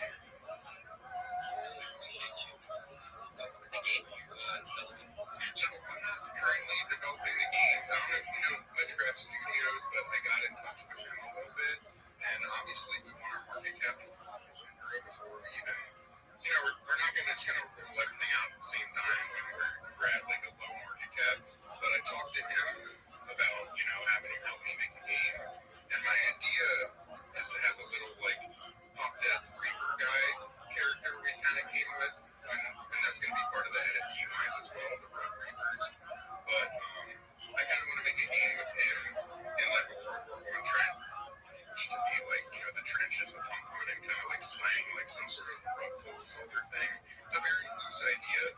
And we obviously got to keep building and get the NFTs out first and get some other stuff, you know, situated. I have to make a new website because my website's very basic. I'm going to make it more professional. But once that's sort of set, our community's kind of built up a little more, and our market cap's went up a little bit. I'm trying to get in touch with Witchcraft to try to get that done. But again, I'm not out here like trying to make a million promises. I'm just, you know, the kind of game plan is as of now, and we really are out here trying to build. So I appreciate you coming up here. Now everyone go ahead and show some love to get some fun. Yes, sir. Yeah. Thank you for having me up here, dude. I will be if you guys appreciate all the love that you guys show. I appreciate all of you guys. Yeah, I've been in some like bigger show spaces like this where they're just like your 30 seconds is up and it's a but no, I appreciate it. Appreciate you coming here. You know, like sometimes you gotta I get it 100%, but I sense a good vibe in this space. So I appreciate it. Yeah. And for all of the listeners, go ahead and watch. Everyone is not equal. Everyone's real. You know, like, right? Like, everyone here is camp. Right? Right, Luna? What is right? Absolutely. Everyone, if you do get a follow, please follow right back. So that being said, let's hear someone else that wants to have that time. So, yeah, it's me and hi. What's going on, man? Yeah,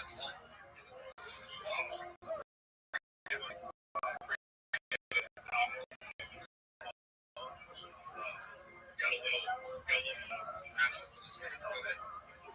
It's called Mother of God. And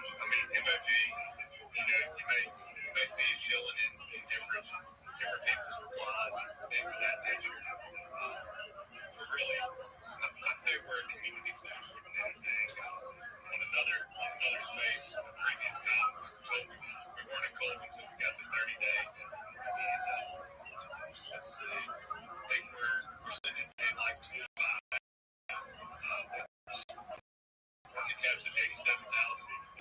We've been holding strong through this stuff that's been affecting us. Market wise, really the beautiful thing is this community that we built and continue to grow with. Get a lot of bunch of spaces, really communicate well and work well. It's a beautiful thing when people come together to push forward. Absolutely. It's all matters about it. Did you have a role that you have had No doubt, that's no doubt. Our community on X is about 1,750 strong right now. And on Telegram, we're like 1,100, 1,200, something like that. And when did you launch? We launched 25 days ago. Oh, wow. And All-time high is 46. wow.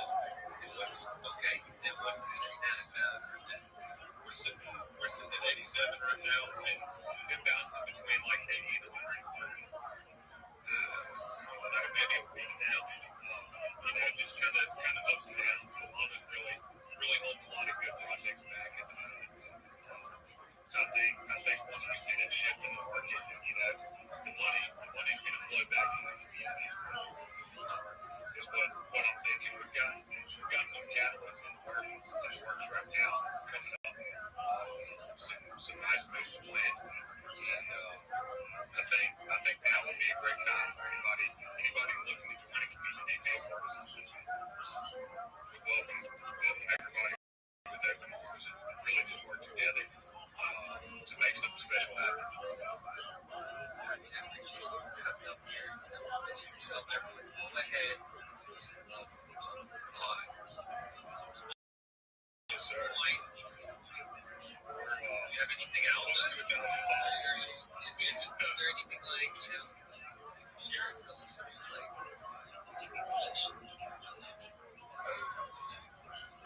Right now, people in the community know what's up. I hate to but really, on your Telegram, is that what you're going to say? I said, you have to do your Telegram. Is that what you're going to say? yeah, I'm being that way for it. If you're working with this and you're active, you have a better idea of what's about the next leg. But it's one of those things kind of keep it for the moment. Hopefully once it goes, it's gonna really take off. It's another thing. I know the guys will tell me I should have brought it up. Is creative rewards. So far we've spent made like 140 souls in creative rewards, and every single piece is going back into the project. We're not in it for short-term gains or anything like that. Everybody wants to see this coin, go up into the M's and see what we can do with it. With good, honest people. It's something you don't see nowadays, especially in the pump fund space. Everything's quick hit. Yeah,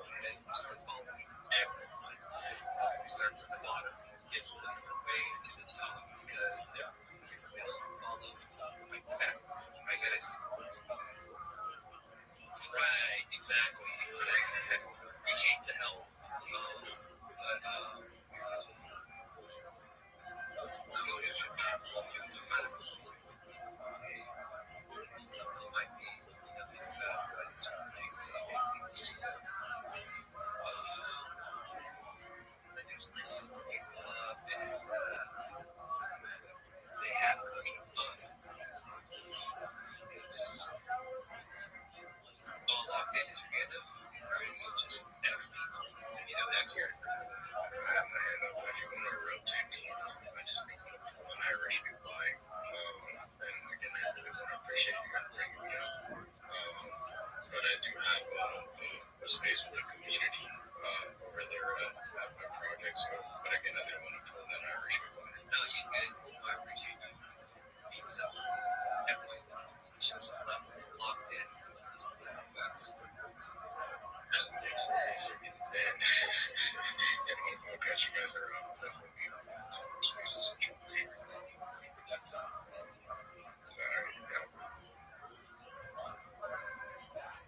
It's way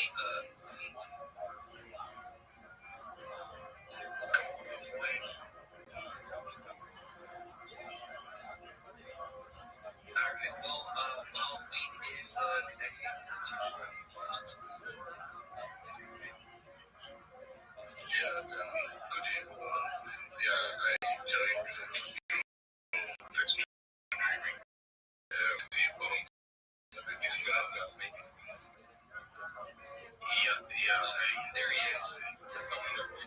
Well, I appreciate you having me up. Sometimes I do get on these spaces. They try to find my name and they can never find me. So I'm sitting there smashing that button, but it never gets me up there. But no, I was just talking about the project that we're in, and like you said, it's been 24 days. I listen to the space a lot, listen to other people's spaces, and we always talk about communities and just coming together as a team. And I think it's a great idea. I think sometimes it falls flat on its face, to be honest with you.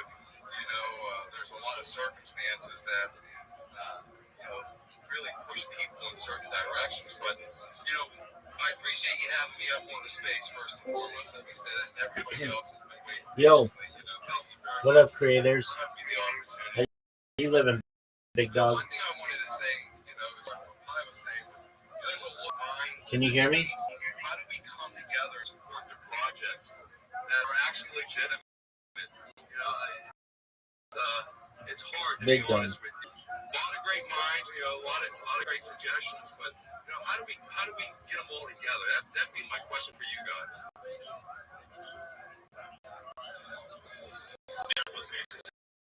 It's like we're doing that right here on Spaces, and that's what the big step does. Interface people. We have a community actually. It is Google's bio, the Mag's bio, my bio, Shift's bio. You link to it through, which is the big step goes to Discord, and go ahead and join up in there. We're 7,000 strong now, just a couple of months, and that's a place to network with everyone who wants to be doing anything in Web3, and all sorts of stuff in Web3. So people that are into marketing, people that are looking for devs, people that are looking for my guys, all sorts of stuff. So, essentially, it's like that's what marketing is. You get a good marketing team, it brings people together, sets the stage for,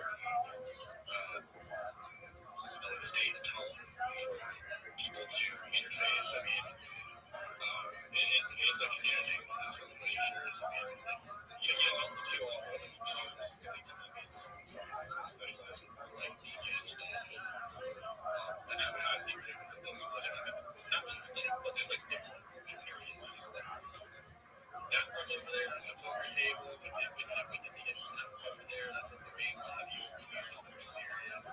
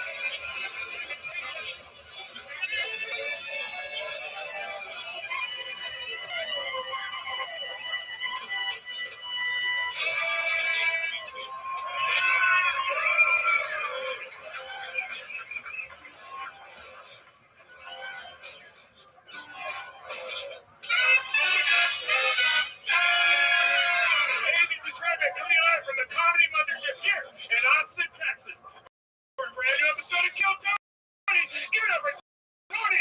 It's great.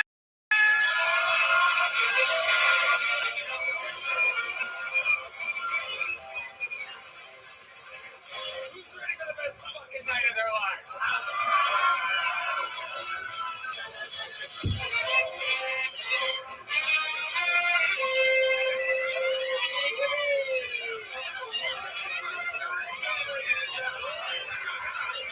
Oh yeah. One more time for the best damn band in all of the land. Kill Tony band.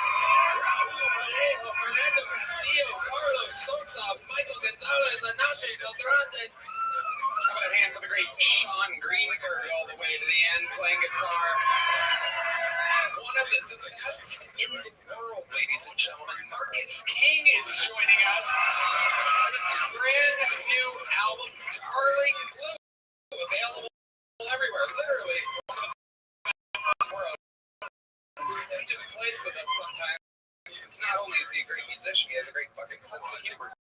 He's not like a fucking, one of these woke musicians out there just trying to pander or whatever. This fucker's going to win Grammys and he's going to do it live. The great John B's on the keys. It's all the Blackbone, if you will. And right here, live in the flesh, truly the one and the only, the great and the powerful. That is Deep Madness right there. Holy shit.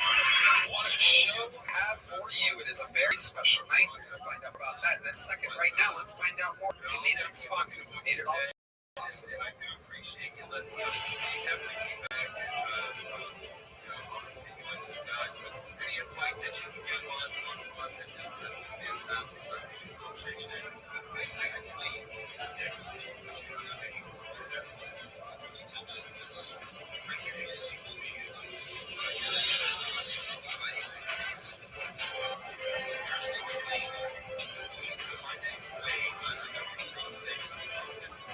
Are you guys ready to start tonight's fucking show? Well. It is truly a special one indeed because Redman and I are celebrating 5 years of living in Austin, Texas. My, how the time has flown. Just a couple LA boys were living the dream at the Comedy Store by the fucking balls. We were running the joint. We could have done anything we wanted. And instead we took a chance on a crazy little kid rock and roll, awesome ass fucking city. And it all happened because of tonight. Now a lot of people get it twisted. They think, oh shit. This guy, he owns a comedy club, so it must be this guy. But the person that actually started this gangster shit wasn't Joe Rogan. Joe Rogan was convinced to move here by one of the wisest fucking sage comedians of all time.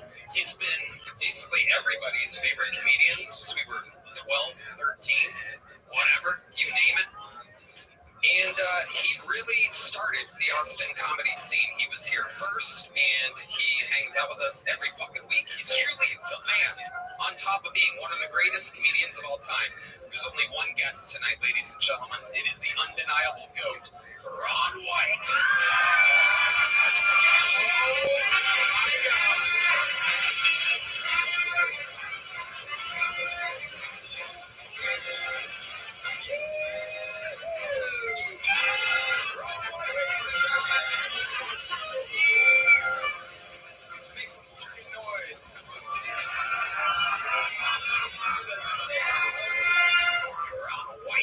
Ladies and gentlemen, the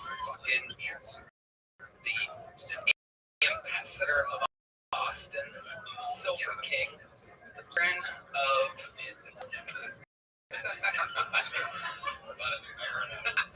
welcome, Ron White. So thank you very much. Thank you very much. Good to see everybody. Marcus, goddamn. The man light up your face. You walk in a room, see Marcus King, the whole band rocking and rolling as usual. Fun hang. We're so happy to have you. Ron was a pivotal person in the show's wild success. When we moved to Austin, Ron would step in and be a guest on the show. Anytime we needed him, he was the bridge of us out of the LA pandemic, doing episodes in front of an empty main room at the Comedy Store. I mean, we were just, it was unlistenable, the show, because of lockdowns. There was nobody in the room. We had people doing minute-long sets in an empty room. We had to pretend like it wasn't the most depressing thing ever. And we had to try to guess whether it was really funny or not. It was psychotic. They were sitting over drums. It was all insane. The whole thing was crazy. And we started doing real live shows and live audience again. It was a great era. And Ron was there for us every step of the way. And so thank you. Welcome to us. Yeah. I go back in LA. First time I saw it, I thought, that's cute. I just kind of believed in it. And I really promoted something. We were having a lot of fans. Yeah. Showed me around, showed me all the music places, the bars, all the chaos. And we've been doing Kill Tony absolutely forever. So you know how it works, Ron. Over innocent souls packed in that store. If I pull them out of this bucket, they get 60 seconds uninterrupted. You know their time is up when you hear the sound. It means they have to wrap it up then, or else they bring out the angry West Hollywood bands. I'm gonna let this fucking poor pale vitamin D bleeding fucking ghost still has some of his Halloween makeup on. It appears. Pull the first name, and while we go wrangle that comedian, I'm going to bring up a man who famously is not a Golden Globe winner. He's not a regular. He is his own special thing. Everybody has a different path. I used to bring this guy on stage, started stand up, and I thought he was fun to drink with and smoke with and have late night. Not that great at stand up when he started, but he was so funny off stage that I kept giving him spots. He famously gets better and better almost every single time we see him. Ladies and gentlemen, this is a long-awaited return. A brand new man kicking off the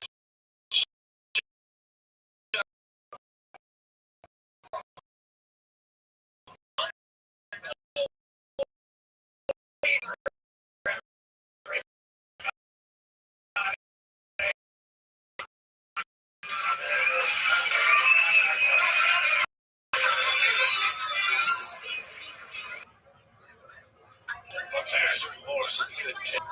Our divorce, I really don't fucking trust you, to be honest. If you ain't ever, right? Like a hostage situation where you want to flick the light of your daddy's car because they want to see another to go to your second Christmas, you don't know Trump. You ain't ever seen your daddy your mama out of bar for drinking too much. You get in a domestic dispute with your clothes on the ground. You got the lot of the cops out starting to find things.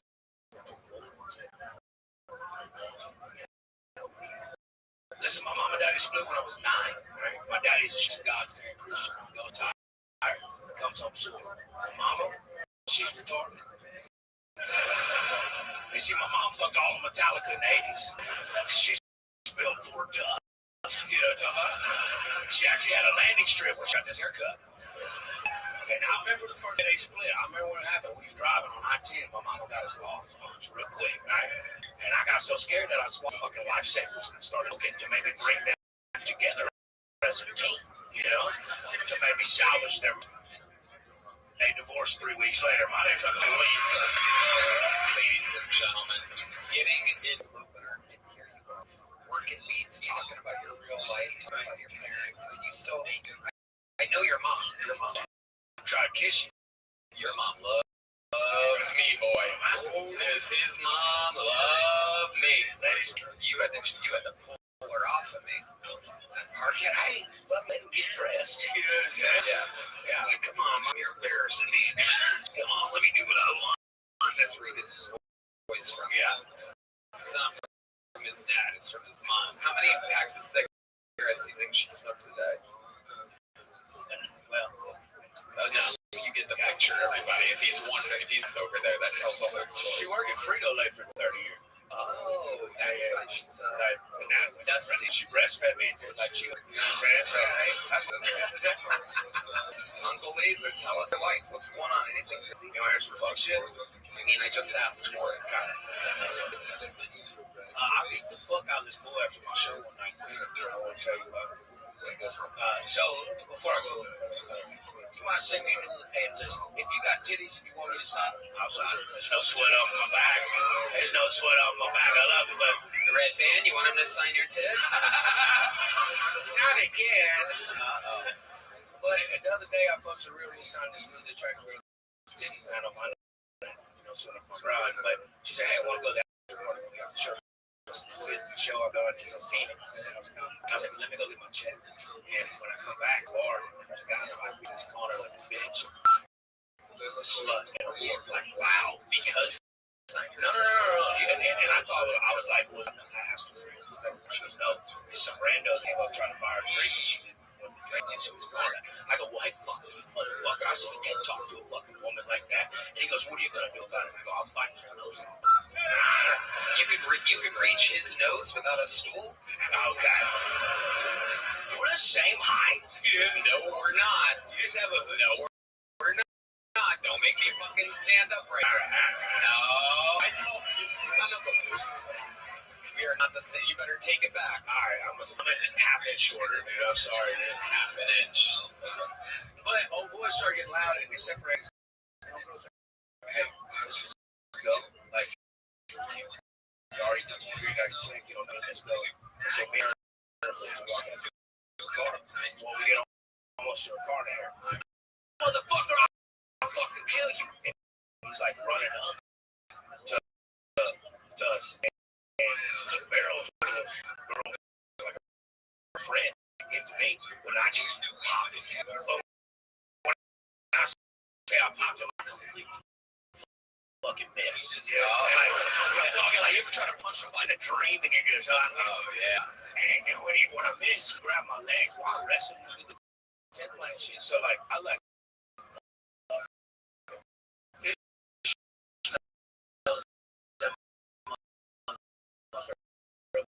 here.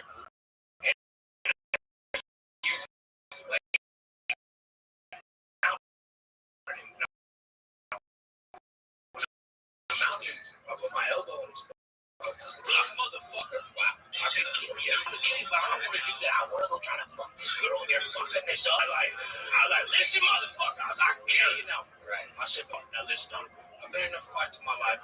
Ask me, like, when you give up, you can feel it. And you know, you had a great fucking set tonight.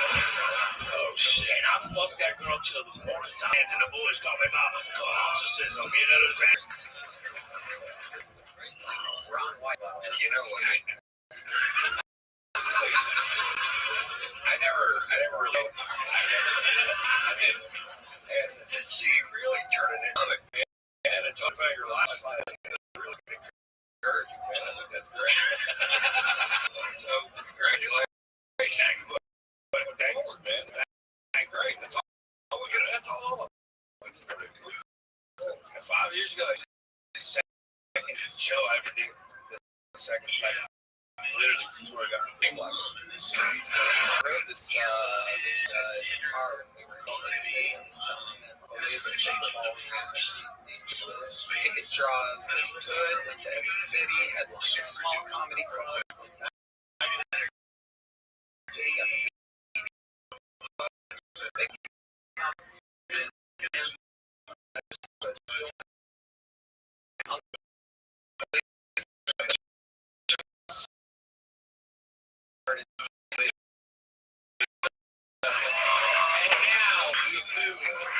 bread and butter of the show. Where we meet people, sometimes for the very first time. Anything can happen. They can embarrass themselves, and it can end up terrible. They can literally make it out of this. Last week, we crowned a brand new regular who you're going to meet later on this show. So, he's going to be rich for the rest of his life. That's what can happen on this show.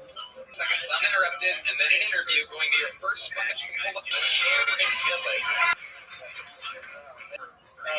want kids. I need my own. I want my own. Which is that's my biggest fear. Every man is harassed by a 6-year-old at some point. At the urinal. Because you'll be at the urinal, you'll be standing stuff. Midstream. Some kid comes up next to you, gets completely naked. And now you're 3 feet from felony. Just all of a sudden you're midstream, you can't stop, you can prostate. You're stuck.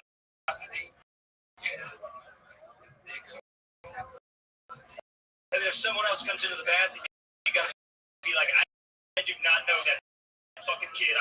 I swear to God, he came on to me, look what he's wearing. You know, like, and then you have to take your pants are down also, and it just I never learned. You know? Only stall men's restrooms. I am only stall. That way you get your own private kit. You're like, that's what I want. All right, thanks, guys. Cameron is here with your friend Cammers. Yeah. He keeps following me around. Yeah, you guys were the two cans. One is now a star, and here you are signing up, talking about basically molesting children in private bathroom stalls. He's on Saturday Night Live, and you're literally talking about little kids' penises. It's perfect. You're amazing. You're adorable. You look like one of Santa's elves tonight. It's absolutely adorable red and green flow you have. What a city.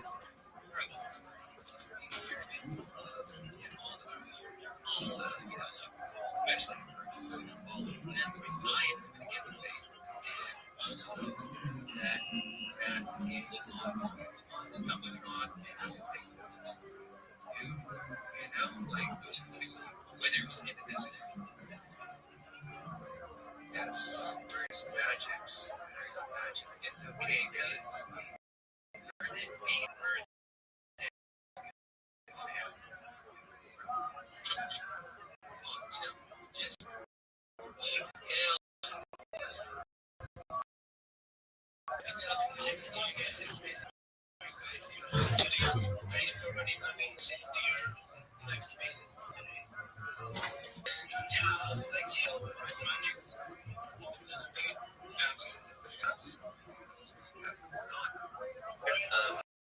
How's stand-up been going for you? How long have you been doing it now? 4 years.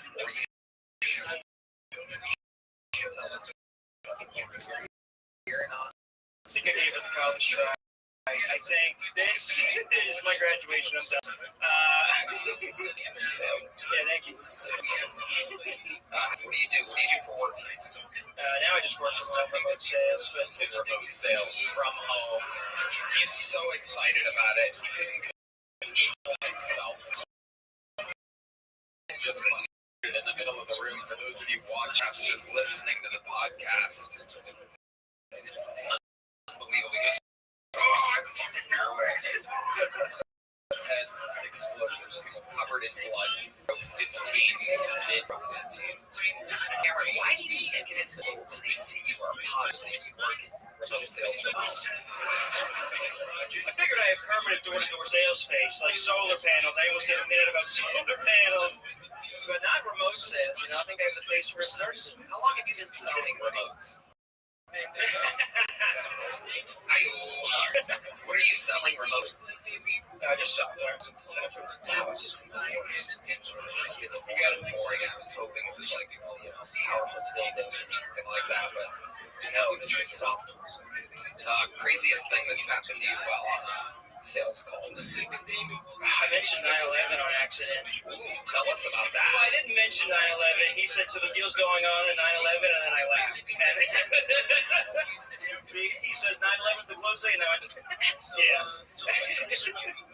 That's the craziest thing. He doesn't go crazy. Cameron, what's your love life like right now? 6 hours over a day. I don't have one right now. Really? Yeah, it's chill. It's basically you in a switch up. I just got a relationship, so that's the next day. A while ago. What's a while ago? Like 5 months or so. How long was that relationship? Like a year and a half. Schedule, so we can take our time right now. So we just by showing the project, especially over here at Spaces. As we release the token, will be live streaming offline as well as the apps. Live Spaces to promote to be every single day. And most likely people will be seeing me in my favorite fun. So yeah, so thanks for this opportunity. It's been nice. Live Spaces usually it's pretty much. And we have a great night and more forward to you guys. Thank you. Likewise, thank you so much. Everyone, burn it, baby, burn it. I have a question. I don't know how to address you, but oh yeah, sure. Yeah, how was your project? Oh, actually, I just created this one like 3 weeks ago. So I've been watching this kind of project. There's someone wanted to set this up, for some reason, the lack of leadership over a future, like a bag. So they just came up with this kind of idea, and then, but it was like only the burning thing that they did. But yeah, so what it did, I made it upgrade for this kind of technology thing. So I made also like autoclaves and autoburn, and then I just added recently the auto airdrop. So I was like, why not just add the whole thing in one tank? So every meter speed comes in, it will be burn and airdrop. So yeah, that's how it works. So you guys can call me a BDB in short if you want. I know it's gonna be long.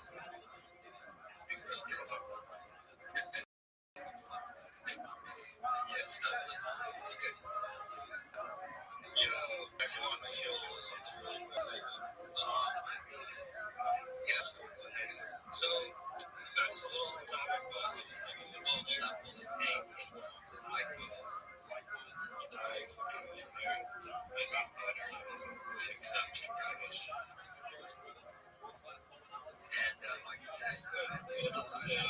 I'm going to focus on you are going to kind of it looks like the fantasy magic on the oh, I think back up.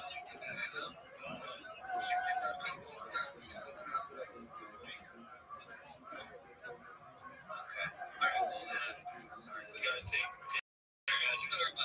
anyways.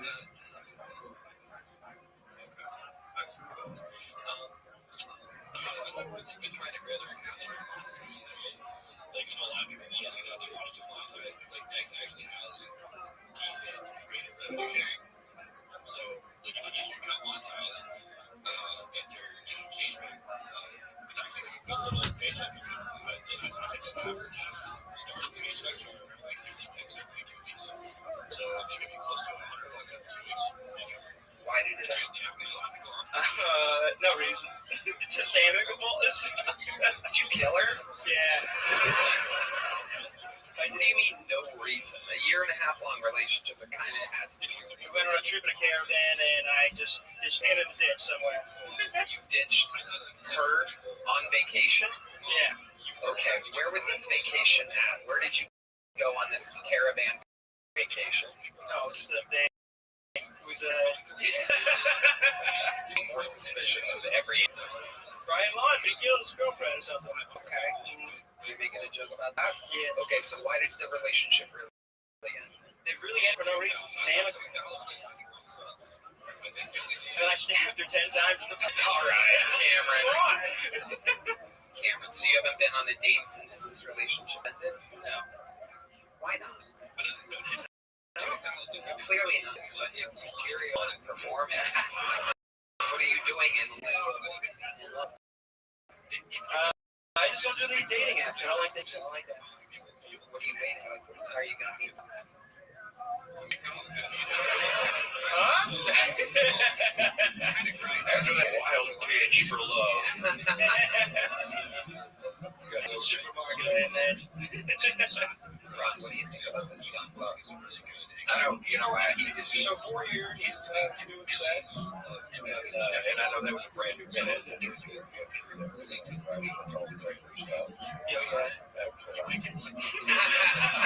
That wasn't horrible, but I don't even know what kind of advice to give you. So for 4 years, this is very long. You're still very, very new in the business. So. Coming out with Cam, you've been here ahead a little bit, watching his wild success. He's just a different type of beast. Is that ever affect you? You came out with a guy exact same time span that you could have. No, I can't be more proud. You guys are still friends. We're still friends, yeah. Stop it. Look at that. Yeah, he texts you back. Calls me. Whoa. Yeah, FaceTime. That's your biggest credit right now, Aaron. Sign with Cam Patterson. Yeah.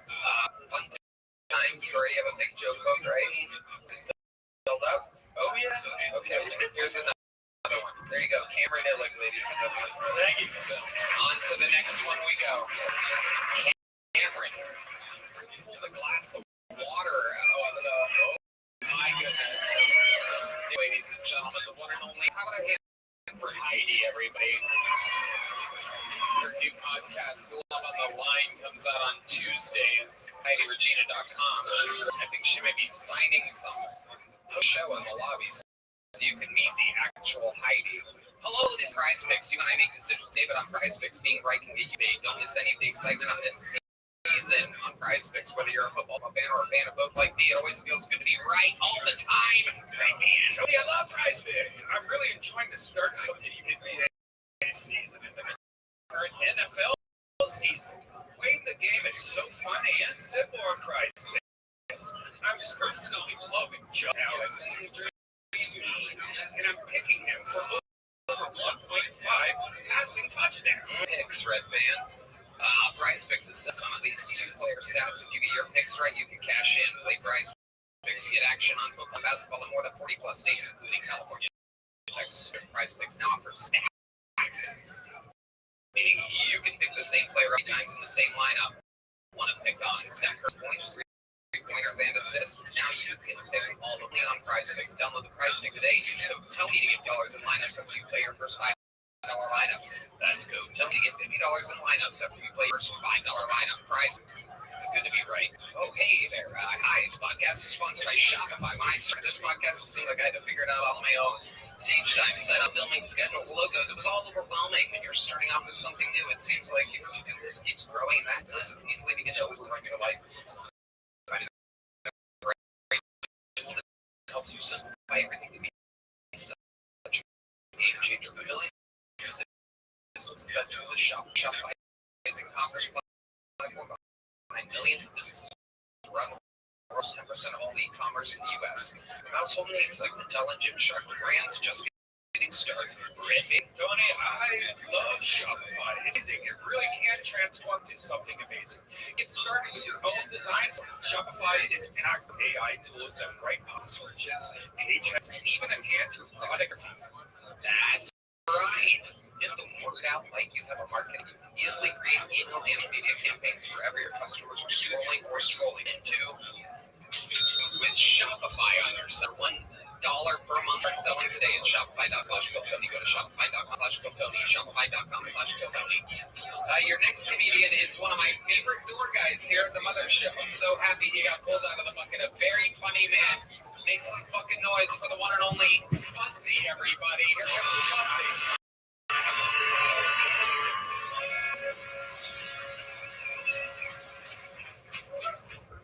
Yeah, I wasn't supposed to be here, but the last comment said 9/11 3 times. So.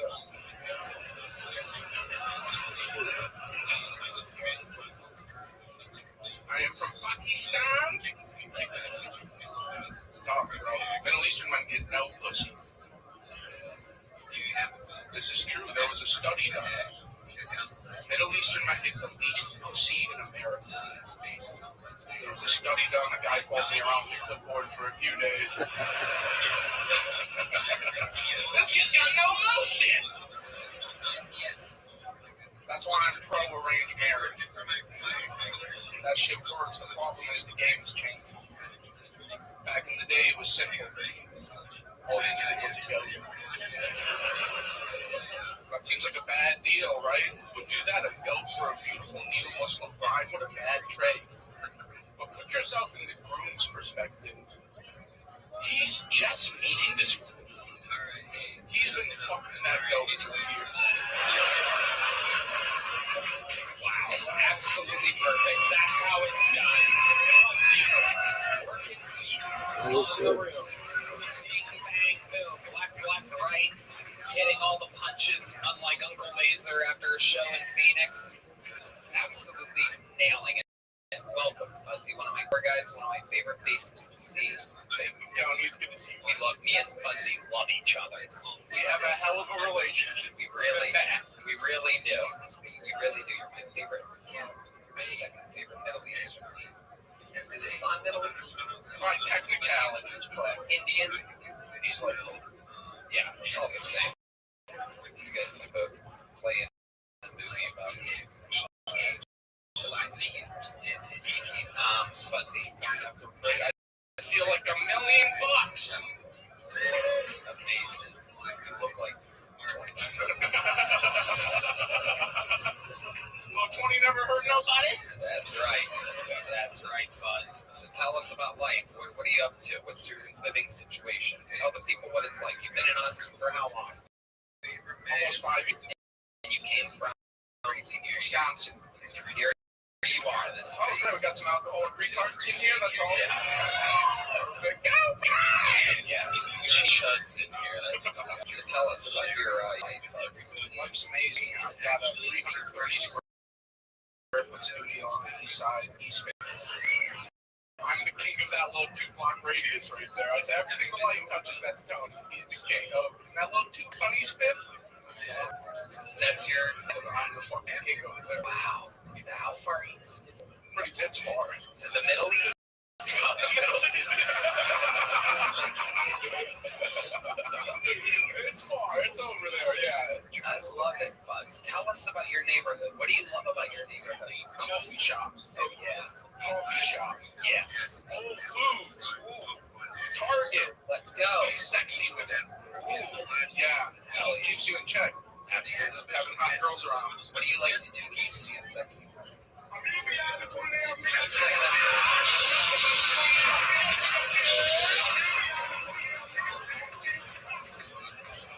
You are so sexy. You are most beautiful princess. It's the same place that you talked about last time you were on the show, or like you had this whole thing about where you live, and it's like really horrible. Oh no. Oh yeah, thank God. You moved. Yeah, I moved. Kids over there. Whoa. Wow. I love racism. Amazing. What is it about the Mexicans that you don't like? I do like Mexicans. I just don't like living around them. You know what? That's fair. I think everyone here could agree with that. Even the Mexicans I see. Michael agrees completely. He wants to live near the whites. Yeah. I love it. So this new neighborhood, is it a lot of white? It's a lot of white. Yeah, we love that. Yeah. Whole Foods is just. Oh, it's fucking awesome, dude. I go there, I steal food all the time. Dude, do you steal mashed potato? What's your process? So teach these people to steal from their food. So it's easy, dude. So you gotta walk in there. Don't go straight to the. You gotta off your trail, though. Yeah, exactly. You go to the deli. You don't get it's expensive as fuck. You know. So you go to the deli and you make a few more rounds. You go, I guess I could use some paper towels. You get one extra. And then you go to the hot bar. You load it, and you load it all up onto the right side. So here's the box, right? Yeah. So there's a box, and you put it all on the right side of that fucking thing. Yeah. And then when you go and weigh it, you kind of, oh shit. Oh shit! Kind of, Oh my god! yeah, and you teeter it off to the side, Oh my and it's like, oh, so there's no weight on the actual sensor. It comes out to like $2 every time. It's like $20 worth of food. Unbelievable! Yeah. That's it. So I'm stealing from the hot bar. 100.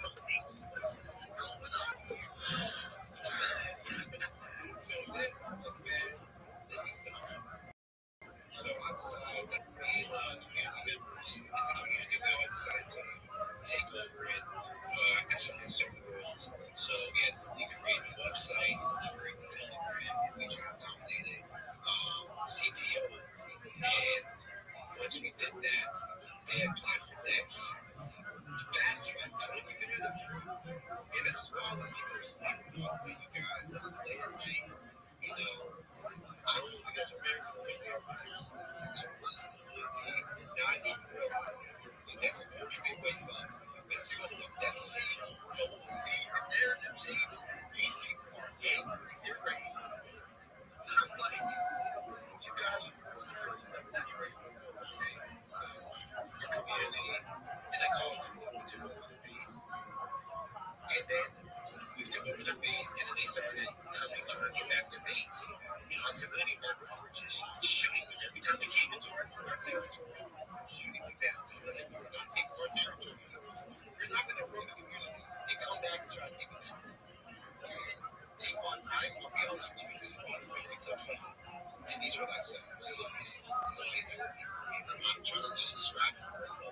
The same thing. And then we continued to fight. So they basically, the word became the two ways. So, you know, I started looking at one person in the announcement for came, his name was Jeff the Region. And he basically said, I don't know, okay, you know why? It was not like that. You guys are not worried about it. So then I see Jeff, you know, he just he has another friend. Jeff from the wall. So I'm like, you can go and tell the friend, let me look into this. And I'll leave it to the friends. So I don't know. Guess what? There's no messages deleted. I'm like, okay, let me pull back and see what's really going on. So I pull back, and then I see this man say the day of the launch, before the launch, everybody, we have a big launch coming on. Be ready. He's in the CA. As soon as it's ready, and I'm like, oh, screenshot. Let me get on it. Screenshot. Right? Gather on it. So then, in addition to that, I go in the Twitter, I'm watching my token. Your Twitter page calls back to connect with this.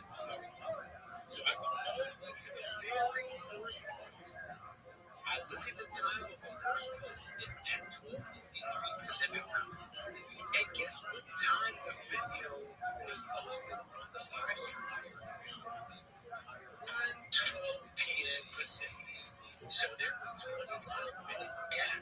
But CA was spread all over Twitter, Telegram, and it was a full couple. And once we found out, we started shooting shots at me. It got so big, you guys. Percent Pakistani, 50% Jewish. It's amazing. He's going to Whole Foods and paying half price. This kid is unbelievable. All mashed potatoes. All mashed potatoes. You're on a mashed potato diet right now. Yeah. Was this recommended by a doctor or something? Is he telling you need more mashed potatoes? I just love them, man. You love mashed potatoes. They used to actually, at this old grocery store in my hometown, Wisconsin, they called me the mashed potato. Wow. Me too.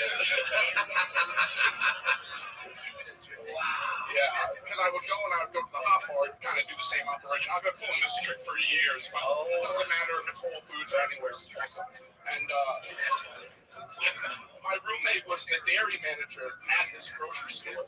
So I'd go in there, I'd get hot mashed potatoes every day, but he's always in the back by the milk, you know, fucking true white guy. And one day he's out in the front of the store and I'm getting mashed potatoes. Oh, yo, what's up, Zach? And his coworker goes, you know the mashed potato man? Wow. And he goes, I fucking live with him. That's my roommate. Wow. It's amazing. Now, do you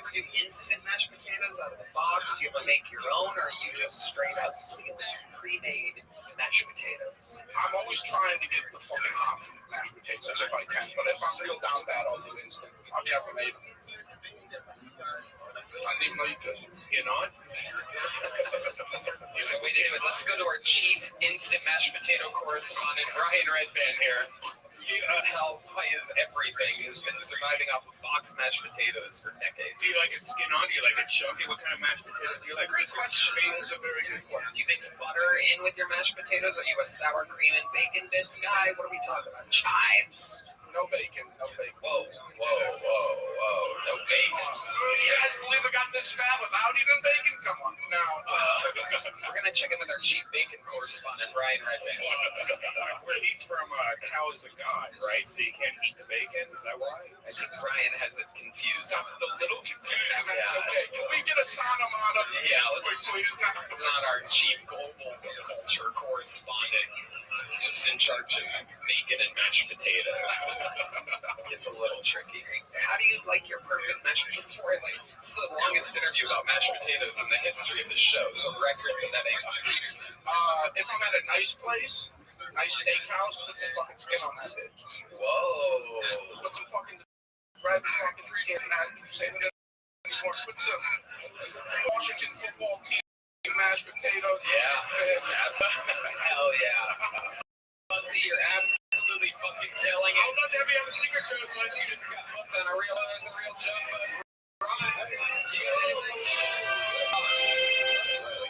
yeah, Ron White.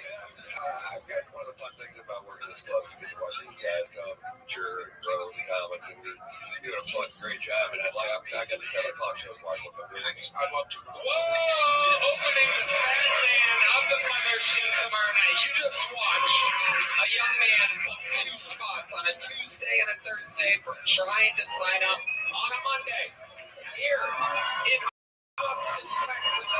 I love you, Austin!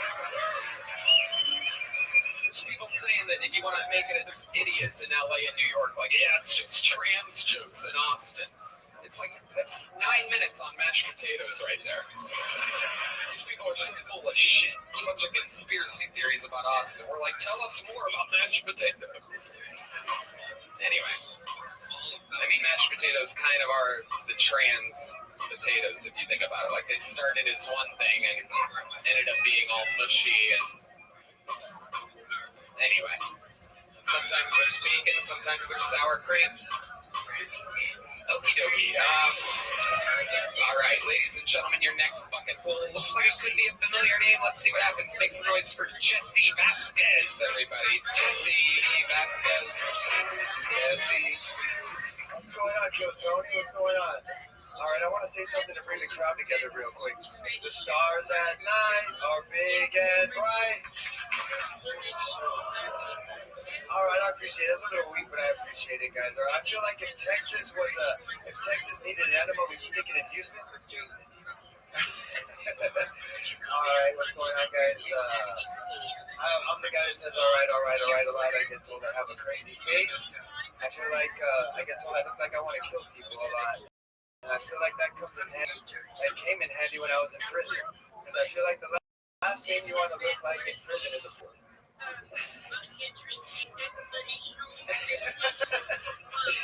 Okay, where are we going to go with this next one? All right, black people. All right. Okay. I mean, it's going to get worse. What does a blind person and a black person have in common?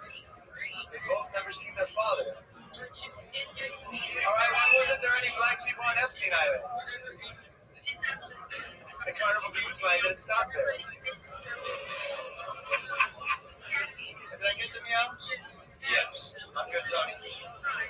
Jesse Vasquez is back. Welcome back, Jesse. How's it going, Jesse? How do you feel like that went? I'm just say okay, Tony. In 13 seconds, you started material. At 23 seconds, you said, okay, let's go. Good to be here. Something like that. Reset again. Yeah. And then all else failed at 45 seconds. You just did 2 quick racist jokes that barely really qualify as jokes, but they were something.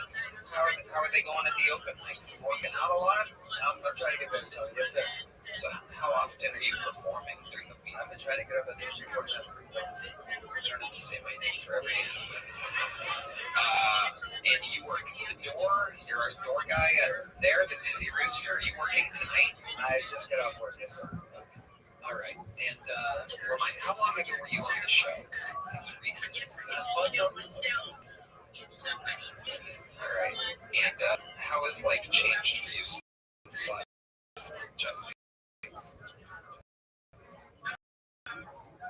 Tell us something crazy about your like podcast right now. It's a couple of times that I've worked at ACL. That's about it. It's pretty fun. But like mostly it's the nerves are on. Oh yeah, I got new guys the last time I was up here 10 seconds into my set, so yeah, that helped a lot. It's crazy to think that this set was a massive improvement from whatever happened last time. Yes, sir. It's amazing. Yeah. Let's check in with the King of Texas, the great Ron White. Sounds good. If you get 60 seconds, then you don't start off with a song. Because it looks like you're trying to kill time when you have no time to kill. Got it. Just come out and do the first joke, man. Come out and do it. And whether it sucks or not, you know, Yes, sir. there's no audience participation. We don't feel like we're recording. No doubt. That's perfect advice. Anybody listening should absolutely take that notes. There's only a certain kind of people that want to almost settle down the crowd that can say, I get so Sean, people that don't know you, we did that shit for 75 minutes. So you've been, are you guys ready to party? We've already been. Got it. So, all right. Last time I'm guessing you got a little joke book? Yes, sir. Well, there you go. Go fill it up, Jesse. Go fill it up. We're going to keep it moving along here. Short interview for Jesse. 4-minute long interview for Jesse. 8 minutes on mashed potatoes for Fuzzy. That's how crazy this show is. Anything can happen. You seem absolutely great. You're going. Hello there. This cast is sponsored by. Well, let's talk about something every business owner knows too well. Missed calls fly out the window, and that's why today's episode by Quo, formerly Open Phone, business phone system built in 2025, not 1995, with over 3,000 reviews on G-Link phones are using a land. Quo works right from an app on your computer. The best business phone system your whole team can share with one another and collaborate, calls, texts, like a shared inbox, meaning fast answers and happier customers. And Quo's not just a phone system, it's a smart system built in AI log calls, write summaries, and even sets up next steps. And answer the phone, Quo's AI agent can, making sure no customers are left hanging even after hours. Quo's got your back. Keeps the lights on while you actually sleep. That's why over 90,000 businesses are already running on Quo. Quo helps businesses stay connected and look professional. Is offering our listeners 20% off your first 6 months at quo.com/Kotoni. That's QUO.com/Kotoni. You can even keep your existing number for Quo. No missed calls, no missed customers. Oh, hello. This podcast is sponsored by ZipRecruiter. Whatever you can consistently find, whatever it is you're looking for. We're talking everything from parking spots to holiday gifts. Imagine how much time you'd save. Well, you can never instantly find these things. If you're hiring, you can find qualified candidates right away, time and time again with ZipRecruiter. And today you can try it for free at ZipRecruiter.com/Kotoni. So I think ZipRecruiter is the best hiring site. Matching technology works fast to find the top talent. With ZipRecruiter's advanced resume database, it unlocks top candidates' contact info instantly. No wonder ZipRecruiter is the #1 rated hiring site based on G2. Want to know right away how many qualified candidates are in your area? Look no further than ZipRecruiter. 4 out of 5 employers who post on ZipRecruiter get a quality candidate within the first day. And right now, you can try it for free at ZipRecruiter.com/Kotoni. Again, that's ZipRecruiter.com/Kotoni. ZipRecruiter, the smartest way to hire. Ladies and gentlemen, we have a golden ticket winner here, ready to make a long-awaited return. Make some noise for a brand new minute from Colin Sledge, everybody. Make some noise for Colin.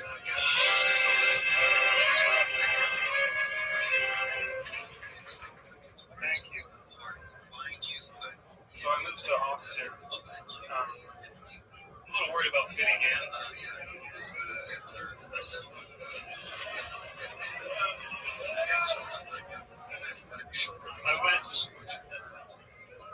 went to my first show, and this guy never even was going. I'm like, when I'm on stage, man, this is the real me.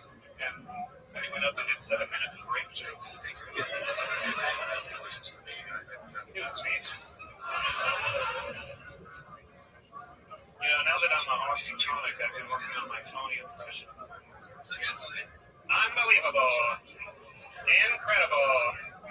Who's ready for the best fucking blowjob of their lives? Sorry.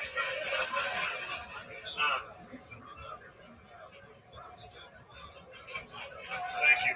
No, I owe Tony so much. I owe the show so much. It's the best thing that ever happened. Thank you. Wait. I always like to mother, because just like my dad, he's always calling me a gay retard. All right, Colin Sledge, indeed, a gay retard. Welcome, Colin. Hi, thank you. How are you? How's it going? I'm a little nervous, but you dressed up like this for the spot to do that Austin show. Yeah, you did fake tattoos. Yes. Wow. It's amazing. Yeah, that's why I texted you earlier the other day. I was like I gotta keep this action. Yeah. Incredible. The work that you put in for this set. Thank you. A phoned in edition of game and fake tattoos. And the chains. What? Oh, and the vape pen, the shaky vape pen. Oh, he's coughing. Oh, shit. Sorry.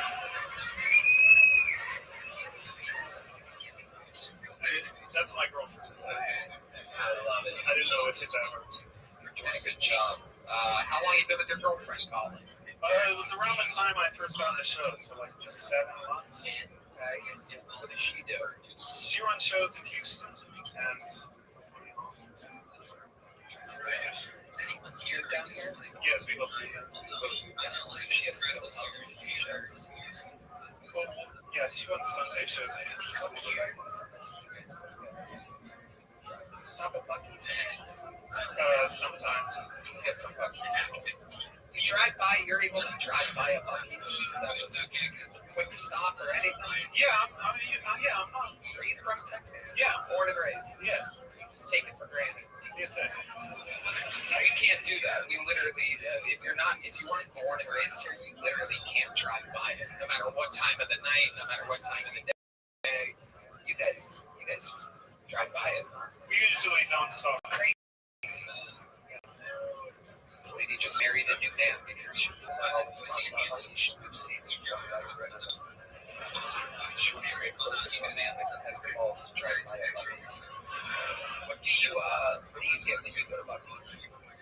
I get the espresso bean. Wow, you really are a gay retard, Colin. Chocolate-covered espresso beans. My goodness, that's also my nickname for John Deeds, everybody. Chocolate-covered espresso beans. Chocolate on the outside, chocolate on the inside. If you could describe your love for chocolate-covered espresso beans, how would you describe it? Fleeting. Yeah, it's more just to stay awake. It's like $1 to stay awake. Wow. Unbelievable. D-Madness is literally going to take a nap right now.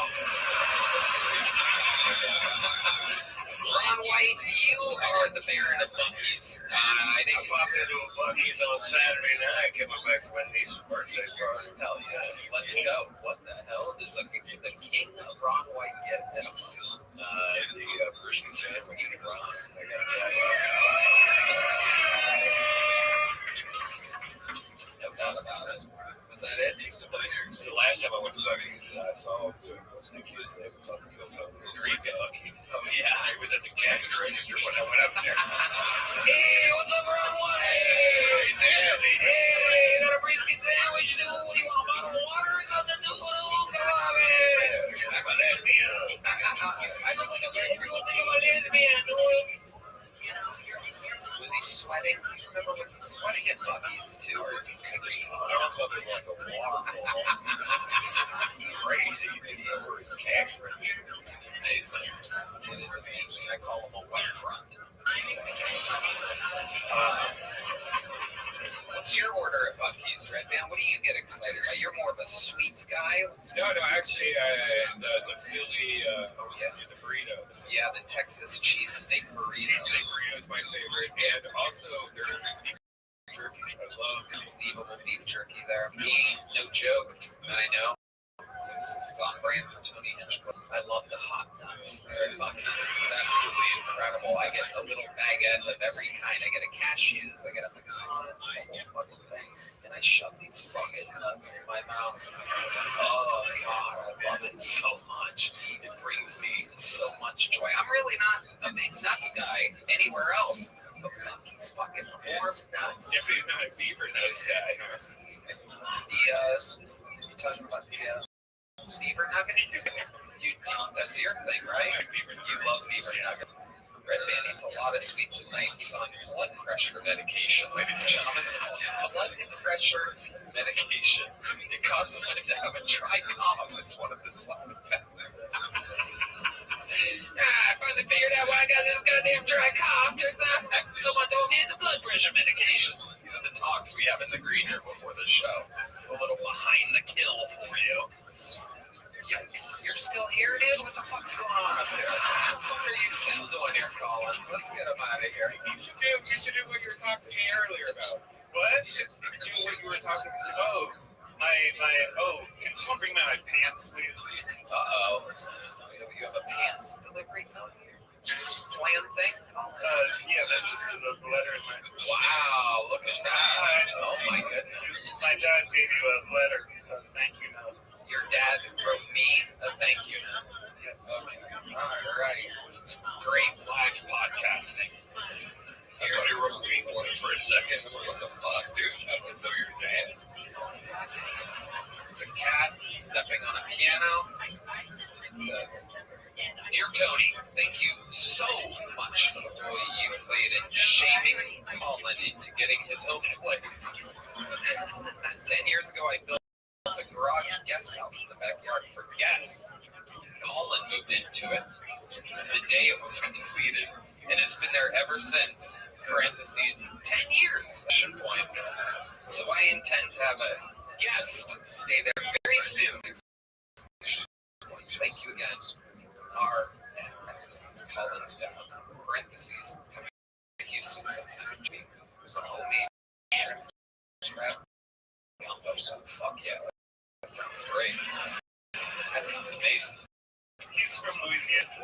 Fuck yeah. Oh, God, that sounds fucking great. I love some Louisiana. Thank you, RM, for this amazing note, and thank you, Colin. Another new minute. Congratulations. A very experimental Colin sledge, everybody. It's all the ticket winners get to do. Sometimes just do localized jokes with fake tattoos. We found them all out of the bucket. Anything can happen. You guys still having fun out there? Make some noise for your next bucket pool, ladies and gentlemen. They go by the name of Tomek Kolecki, everybody. Tomek Kolecki. Hi. Hello, Austin, and hello, America. Hi.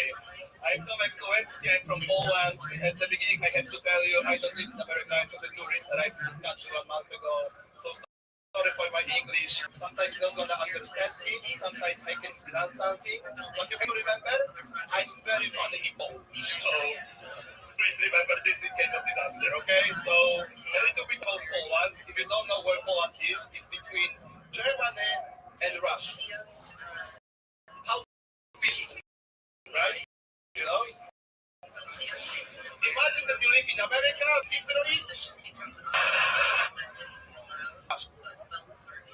Hi. Hello, Austin, and hello, America. Hi. I'm Tomek Kolecki. I'm from Poland. At the beginning, I have to tell you, I don't live in America. I'm just a tourist. Arrived in this country 1 month ago. So sorry for my English. Sometimes you're not gonna understand me. Sometimes I can mispronounce something. But you have to remember, I'm very funny in Polish. So please remember this case of disaster, okay? So a little bit about Poland. If you don't know where Poland is, it's between Germany and Russia.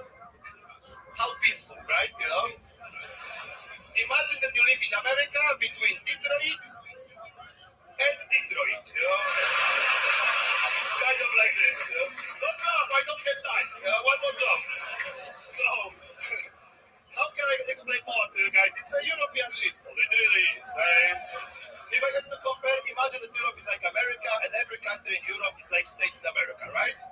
So in this scenario, Poland would be Oklahoma, which is shithole, but at least we are not Louisiana, you know? Thank you very much. Wow, will you look at that, ladies and gentlemen? Most likely what I would call the set of the night so far, going to Tomek Kolecki.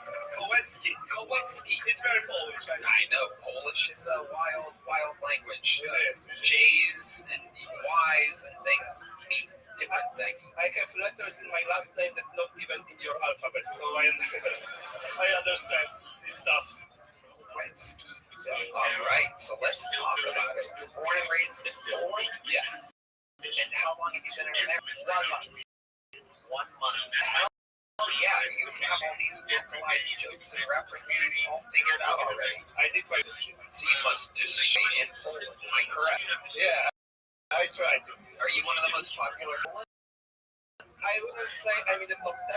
Okay, that's a good place to be, between 10 and 20 in Poland. That's good, and very honest answer. I like that. You're not like Ari Maddie going, yes, I'm number 1 in Estonia. I'm number 1. There is no number 2 away. You're very honest. How many comedians? Metaphor Estonia is Delaware, you know? So, what is... Estonia is very small. Yeah. And Ari really is the number 1. Yeah. How many comedians are in this? Is there a lot of big... Yeah, there is, like, obviously not in America, but I guess, like, some hundreds. Yeah. So tell us, what surprised you about America when you got here? Yeah, that crazy thing happened to me last week. I went first time to America, I went shooting, right? Yeah. But I was a little bit disappointed because they took me to shooting range, not to school. You son of I was hoping for the full America experience, you know?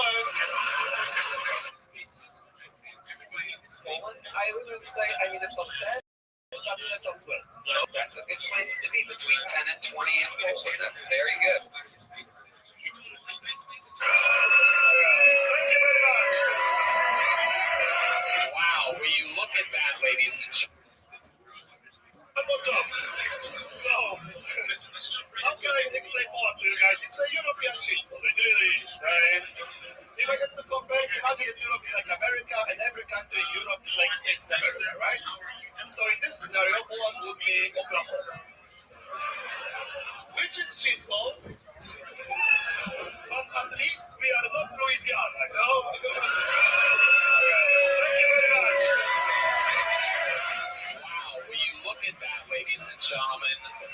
Most likely what I would call the set of the night so far, going to Kolecki. It's very Polish. I know. Polish is a wild, wild language. J's and Y's mean different things. Letters in my last name that not even in your alphabet, so I understand. It's tough. All right, so let's talk about it. You were born and raised in Poland? Yeah. And how long have you been in? 1 month. 1 month. Hell yeah, you have all these localized jokes and references all figured out already. I did my routine. So you must just, am I correct? I tried. Are you one of the most popular comedians in Poland? I wouldn't say I'm in the top 10, but in the top 12. Okay, that's a good place to be, between 10 and 20 in Poland. That's very good and very honest answer. I like that. You're not like Ari Maddie going, yes, I'm number 1 in Estonia. I'm number 1. There's number 2 is forever away. You're very honest. How many comedians? Metaphor Estonia is Delaware, you know? So, what is... Estonia is very small. Yeah. And Ari really is the number 1. Yeah. How many comedians are in Poland? Is there a lot of big comedy community there? Yeah, there is. Like, obviously not as big as America, but I guess like I don't know, a couple hundreds. What surprised you about America when you got here a month ago? Yeah, the crazy thing happened to me last week. I went first time in America. I went shooting, right? Yeah, but I was a little bit disappointed because they took me to shooting range, not to school. Whoa, you son of I was aiming for the full America experience, you know, and we shoot guns safely, un-American, you know. Un-American, to shoot guns safely, can you imagine? They shoot guns in Poland? You got guns in Poland? Or they got rid of them? Never existed. They never existed. Wow, no wonder Germans treated you like a fucking retarded nephew, huh? Take it over. You're done. Then they with the knives. Yeah, that doesn't work against tanks. Yeah. Germany just took you over like your fucking Colin Sledge's dad's guest house. Yeah, and then Russia from another side, you know, it's pure bukake, like. Yeah, you guys are getting shot every direction. Very tough history. Absolutely amazing. Now, how long ago did you start stand-up comedy in Poland? 12 years ago. Amazing. Yeah, I was 16. What made you want to start stand-up? Did you see something as a Yeah. kid? What was it? Yeah, when I started. Robin Williams. I love it. I think it's a rock. To be honest, first special I ever saw was Eddie Murphy Delirious. Oh, yeah. That'll do it. Hell yeah. Yeah. It was first one on Polish YouTube with Polish subtitles. So, this is the reason. I was 13 at the time, and I started doing open mic when I was 16. Eddie Murphy, did they have black guys in Poland? Not so much, but I get explanation. Like, can you book me a flight to Poland real quick? Okay, what's the explanation? Why there's no black people? We are black people, we just don't get a lot of black people. Why? Because we never get slave. So force anybody to go. You think that's all they do? You think that's all they're... You think that's all they're... But nobody going like, we invite you, but nobody why the fuck you also come to Europe and Oklahoma, you know? Like, that's true. What we gonna achieve there, you know?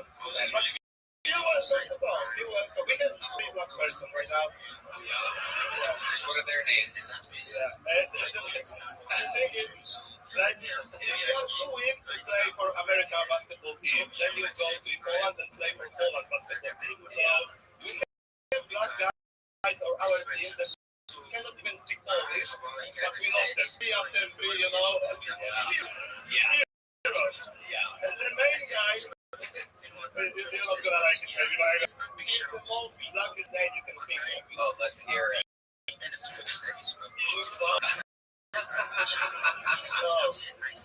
His name is the same thing. I didn't make it up. His name Jordan Floyd.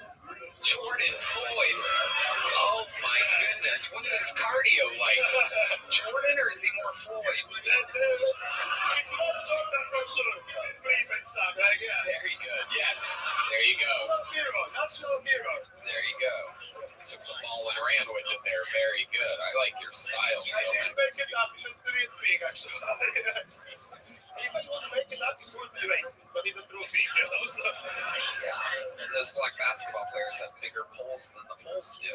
Yeah. See what I did there? That's a giant penis joke, Tommy. I cannot do metrical system in America, so I don't know how long my penis is. Perfect. Perfect. I would say a foot of a midget, like. A foot of a midget. A foot of a midget. Double E-M-E-E-G-I-T, midget. I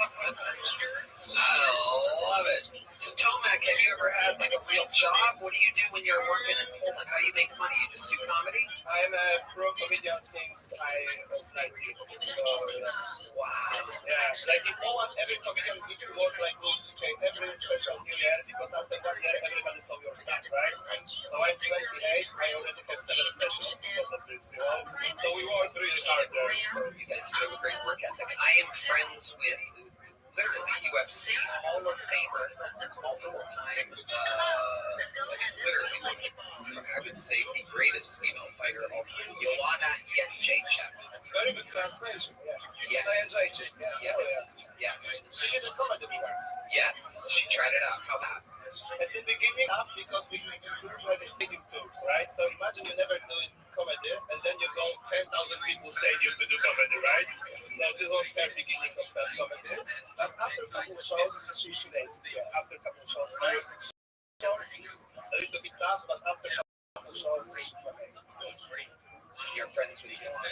yeah, I know her with we got a comedy class, fight celebrity comedy class, but they have to go on stages without knowing how to do it, you know, so it's really fun experience for them and for us as well, because, yeah, we better. She's the best. One of the sweetest ladies on planet Earth. Ronda Rousey got a lot of hype. She's like, you know, the American famous, but anybody that knows fighting knows Yolanda is actually She's national treasure as well. yeah, no doubt. Most punches ever thrown in a fight. Yeah, China's girl. Yes, Chinese girl. And it's the craziest fight of all time. Fucking Chinese girl. They are nothing but trouble. Tomac, anything else crazy we should know about you? I find you so interesting. You are truly, and it goes to show, you know, Eddie Murphy, you first saw, I believe you started at either 14 or 15. You starting at 16, and it shows you are such a natural comedian. For a long period of time, I had the nickname of youngest Polish because I was a teenager doing stand-up comedy. When I had my first ever TV set in Poland, I had to get a agreement from my parents to do this because I was underage, you know? Do you remember, can you English? Do you remember one of your first jokes in Poland and non-Polish telework in America at all? 12 years ago, something about my teacher in school was in England. Then they did it on TV and I had to go to school after it. Wow, what did the teacher say to you? I don't remember at this point, but it was something about making him a pedophile. Oh, yeah. Not day at school on Monday. I would say that. Well, Tomac, I mean, you're amazing. How long you in town for? I gig in December, but I'm planning here in February for Beginning of December, in the middle of February. Polish jokes, anyway. Oh, yeah. Like why do Polish girls don't use vibrators because they shit their teeth and shit? Right, yeah. Are you aware that Polish people are considered stupid? I know. Like, there's a couple of opinions. Polish girls are stupid. This is not true. We just can't speak good English, so we sound dumb. You know? Like English language, I can make intelligent. Like here, I'm bored. Yeah.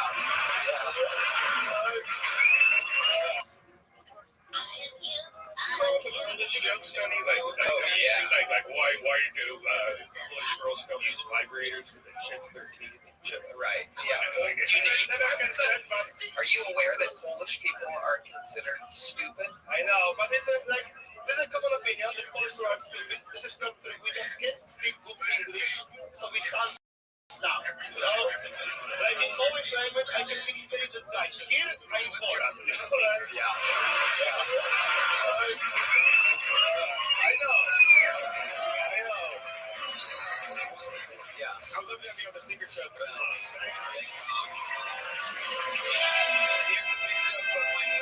Congratulations, you did it perfectly. Tomac Kowalski, ladies and gentlemen, with this big global Kill Tony debut.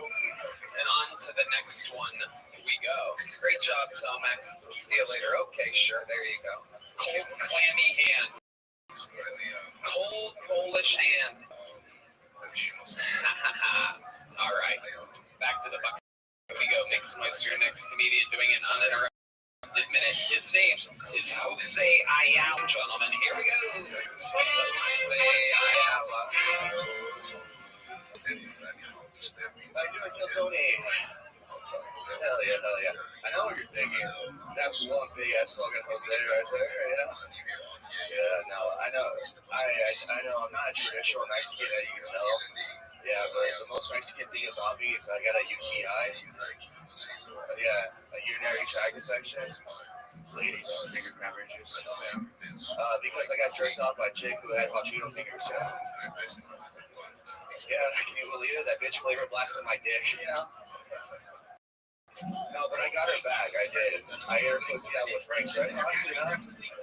You can literally put that shit on anything, you know? And it was great too, because, you know, fucking it makes everything taste like buffalo wings. So it went great with the fucking blue cheese she already had, you know?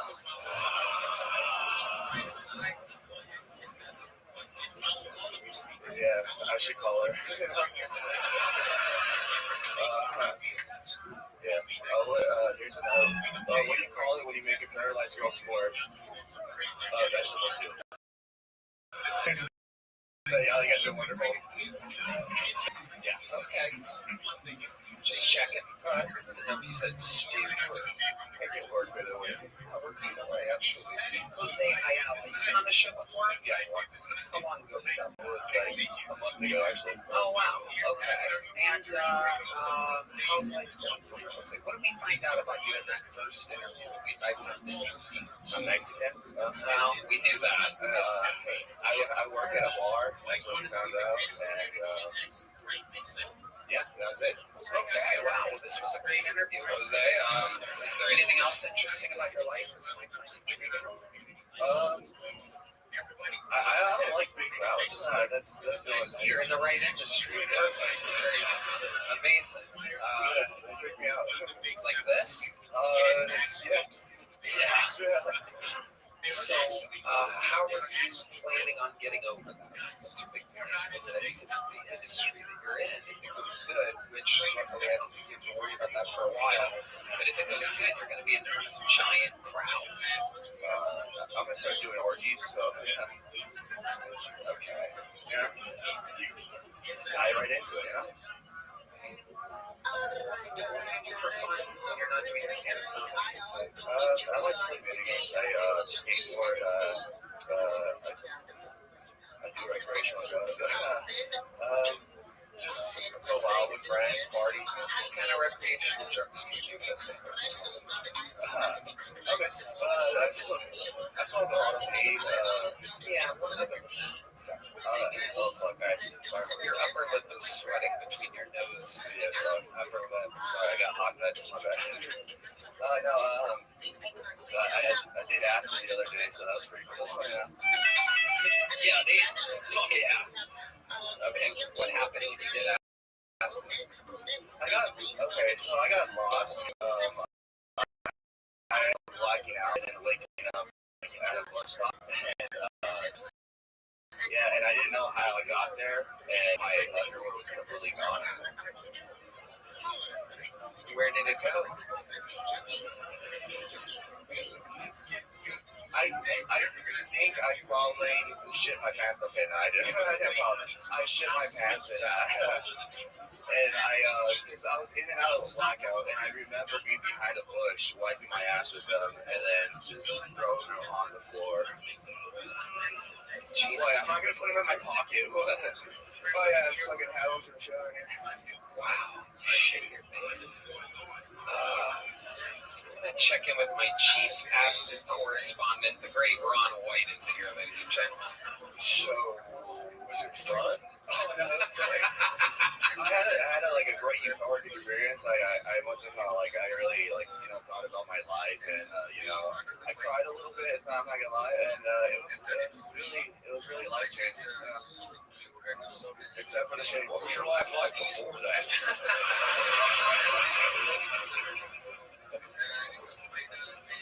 I gotta tell you, dude, you came out, I think you did a pretty good job. You have to do a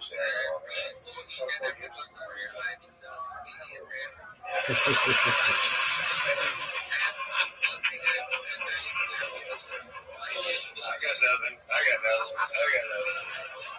Fun fact, I've only done acid maybe 3 or 4 times, and all 3 or 4 of those times great Ron White. He knows how to bring party to the next level in the green room here.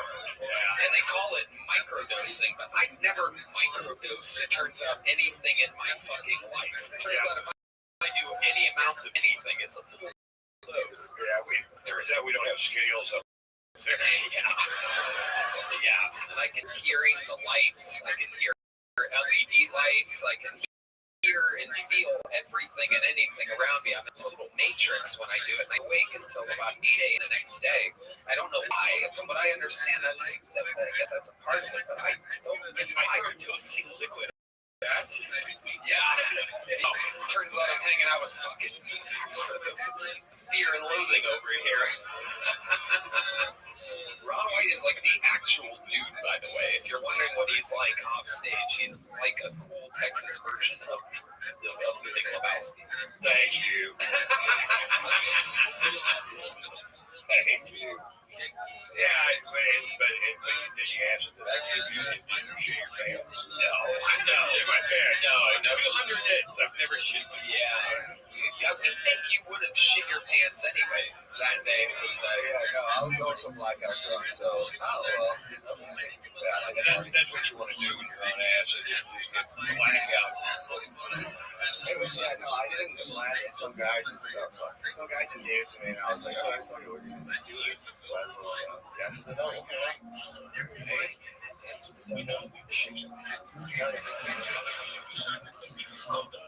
Did you shit your pants? No, Never. no, not really. Really? Not really. Oh, we're getting warmer, folks. No, not really. All right, I have. When I was Right now, it's in your pants right now, isn't it? no, we're good. Jose, here's a little bit of fun times, my friend. Oh. There he goes. Jose Ayala dropping a little joke book. People are going to Jose. All right, I'll tell you. We met some interesting people. To follow that Polish dude, right? It is tough to follow the Polish dude. We're about to. All right, let's get one more bucket pull up here before I pull the trigger on this nuclear warhead that I have waiting in the back. This looks like a new name, so I'm excited about new names. We had 2 bucket pulls that were both on in the last month, which is rough because they don't have anything new to talk about in the interview portion of the show. The bucket has a mind of its own. This is the show. This is what happens. Okay, anything. So we're gonna meet a new one right now. I'm sure this is a new name. Tonight's for Carter Fankutch. Carter Fankutch. Here's some Carter.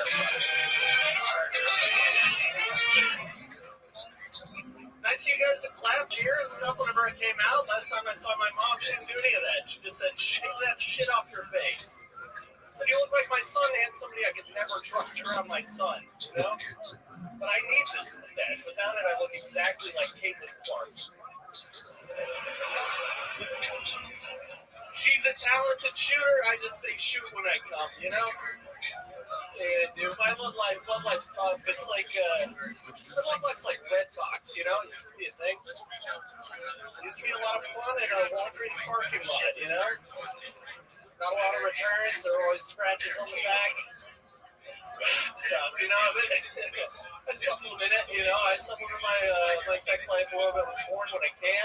Texas makes that very difficult. It's not exactly porn down here, so you gotta get creative, you know? I found something interesting. It was David Blaine sexting. That's good shit. You know? Having sex with a girl, and she's like, oh, David, don't come make me. I'm not on the bill. And he's like, check it out. Alright, Carter Fankutch. Am I saying that right? Fankutch? Fankutch. Okay, I can see how that would be. Well, Carter, this is your first show? Yes, sir. Awesome. How long have you been on stand-up? 8 years. 8 years. Wow. Where at? Springfield, Missouri. Moved down here a year ago. Nice. How do you like Austin compared to Springfield, Missouri? It's a bigger house. A lot more opportunity. I like it. What's a crazy thing that's happened for you in Austin, Texas so far? A lot of opportunity, a lot of fun to be had. You got a wild later. Yeah, I had some crazy nights. I saw a homeless person shitting on the street yesterday. I'm pretty sure he was just on stage. Is it at a bus stop, perhaps? Shit up here too. Yeah. I love it. What ethnicity are you? You really do have a look to you. I'm a German man. The last name Pfannkuchen means pancake in German. Wow. What do you think? The last thing you can think. I have to assume we fucked up a loaf of bread somewhere. Back in the pool. I don't know. What are your parents? What are they up to? They together? No, long gone on the marriage there. My mom, a radio dosimetrist, treats cancer, and then my dad was like a pharmaceutical salesperson. Then got caught smoking weed, and I guess she can't do that as a pharmaceutical salesperson. So he a lot of Airbnb or a bed practice rather, and like ran that for a while. Now he lives in the dock. Yeah, he owns a dock. Okay, he fills gas, wears jean shorts. He lives the fucking life. Yeah, that sounds like a dream. Really does. Redman's excited about it, right? You like this movie? Yeah. It does. Okay. You said love life's like a red box. How's it going? What exactly is going on? Why do you think we're It's actually going okay. I'm married now. Oh, wow. I remedied this solution. I found a box that I can just go back to over and over again. But yeah, no, it's good. We will travel for work and stuff, so there's some dry spells. But yeah. What does she do? Where does she travel for? She's all over the place. She's like a wastewater field service technician, so she's like anywhere there's shit, she'll go. She's actually going to India for Thanksgiving. She'll be there. Oh my god. Really? Yeah. She's going to help the wastewater in India? Believe it or not, it's not good there. Oh my god, that sounds like quite the mission. Yeah, she's gonna fail, but you gotta. Treating wastewater in India is like fucking melting the snow in Antarctica. Sounds like Mission Impossible. Is she excited about this to spend Thanksgiving in India? She was like, should I just stay here? I was like, no, it's like once in a lifetime opportunity. But we went to the travel center and got her shots and everything today, and she's fucking scared now. And like, don't eat any of the food. You have to crack open every drink that you're gonna drink. Has to be back in sealed. Like, they really put the fear of God in her. It's like Japanese encephalitis running rampant. It's fucking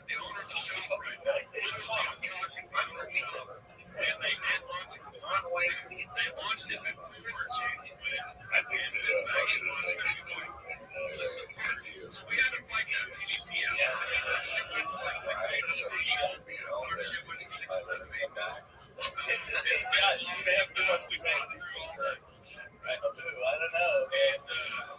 So do you do comedy clubs on the road? Is that where you get in travel and meet clubs? I actually do wastewater also, so I travel for work. Mostly for that, so but that's boring. How do you do it? Do you make me sound more interesting?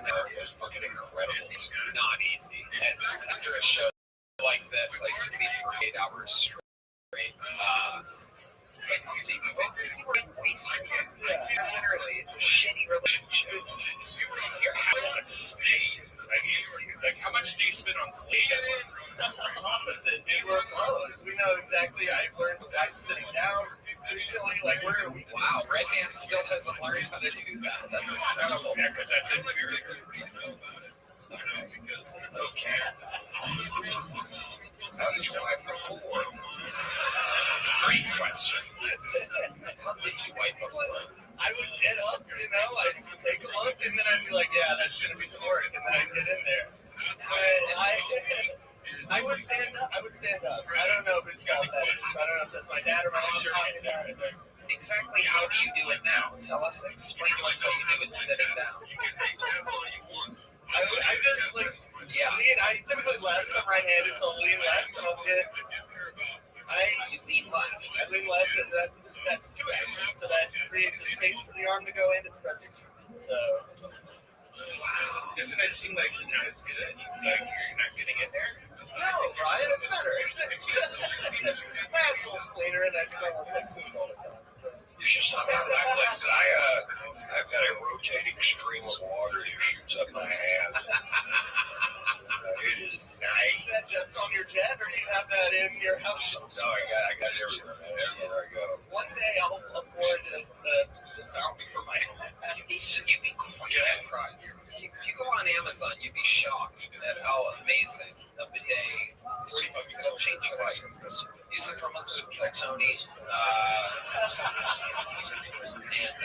I'll price it out and I'll get whatever. All right. Carter, congratulations. Here is there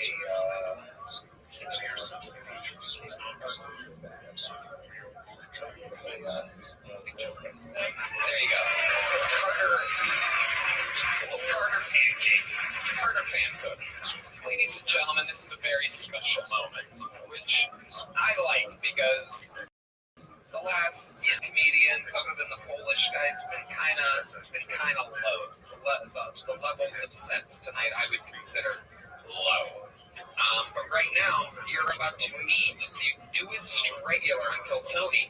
This is an absolutely incredible moment because it's his first time being brought up as a regular. He was made a regular last week out of nowhere. I had never met him before. And since I've come to learn that he is absolutely, totally deserving and ready for this mission. A 12-year veteran of comedy, the dark storm of Atlanta. Well, the stage. Make some fucking noise for Cedric Flynn, everybody. Here we go. What's up? What you know about accidentally drinking 3 gallons of gasoline because you was trying to siphon it from a truck and you accidentally swallowed 3 liters of it at 9 years old, and then you got to go to your dad and you got to say, hey, Dad, my tongue hurt. And then your dad goes, say, boy, you smell unleaded. So then I got to go to the, look at me. So then you go to the hospital, right? Get your stomach pump. Then the doctors don't give me back the gasoline. What the fuck? You need to pay doctors less money. I got kicked out the hibachi restaurant yesterday. And if we be honest, all hibachi just means it's Japanese food live. That's all it means. It's like you can get them at home, but see them live, they'll flip a shrimp in your mouth. Being high policy because they have all you can eat, so I ate an edible because I was going to see all that I can eat. And they tricked me. What they did was, Japanese food live. Like, that's all it means. It's like you can get the album at home, but see them live. It's amazing. They'll flip a shrimp in your mouth. And they got an anti-being high policy because they had an all-you-can-eat, so I ate an edible because I was going to see all that I can eat. And they tricked me. What they did was, it was really entrapment. They dropped off the chopsticks before they dropped off the food. And a nigga just saw Drumline the night before, so I'm doing my paradiddles on the soy sauce. Then these niggas had the nerve to put on Phil Collins in the air tonight. They had on Phil Collins in the air tonight.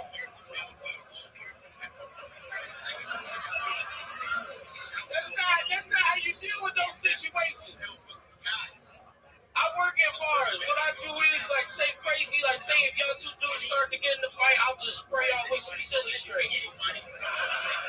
Let y'all know this not a serious time. It's supposed to be y'all friends.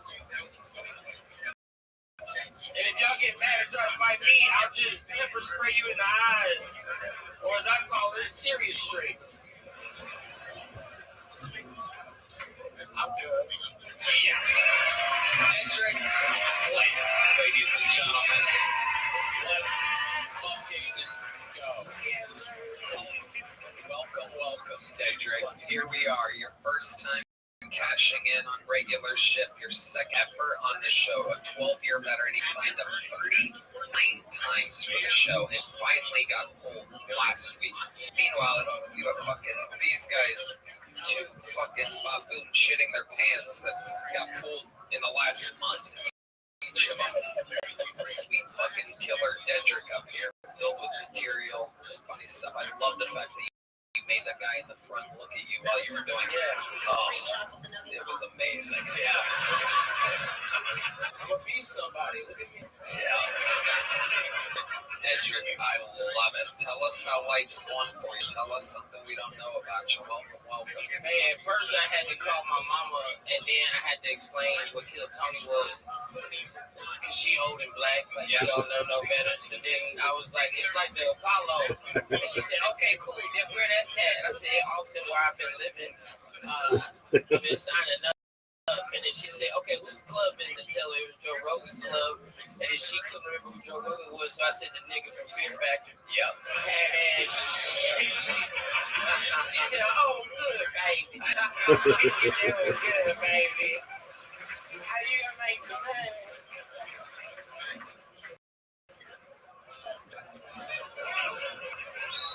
He is that guy. On top of many other things, he is that guy from Fear Factor. Yeah, How does she feel about you being out here in Texas? she hated it at first because she told me when we was growing up, my dad was like, the black dots on me, that's where other black people live.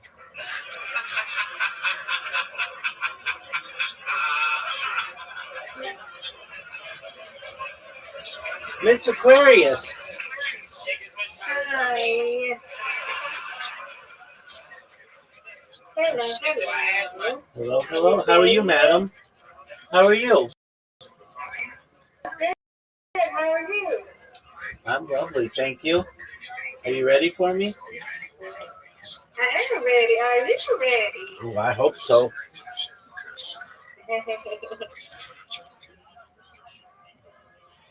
Alrighty, madam. I am going to send you a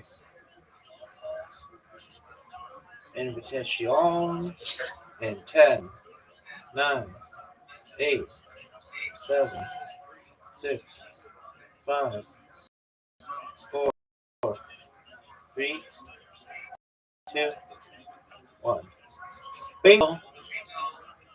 Yay. Baby, how was your day? So far, so good. It's still going. Okay. You got this. Got it. Beautiful. Yay. Beautiful spare. Thank you. Come on, right back. Got it.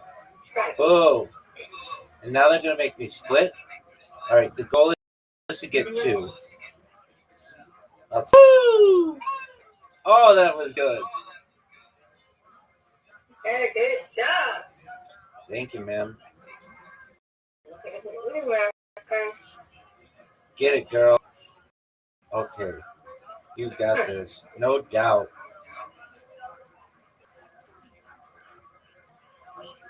Oh, yeah. There we go. That's what I'm talking about. Give it to me. Serious? This is exactly what I had last time.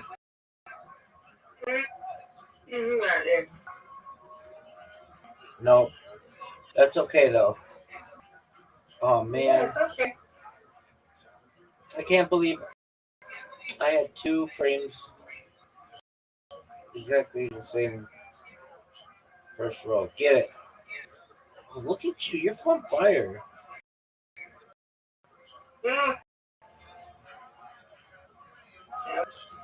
Nope, that's the only down. I can't do it right there. I'm right-handed, but I can't. They shut up. No. Rabbi, come on, let's go. I'm trying. I've got another spurs. No. No. That was bad.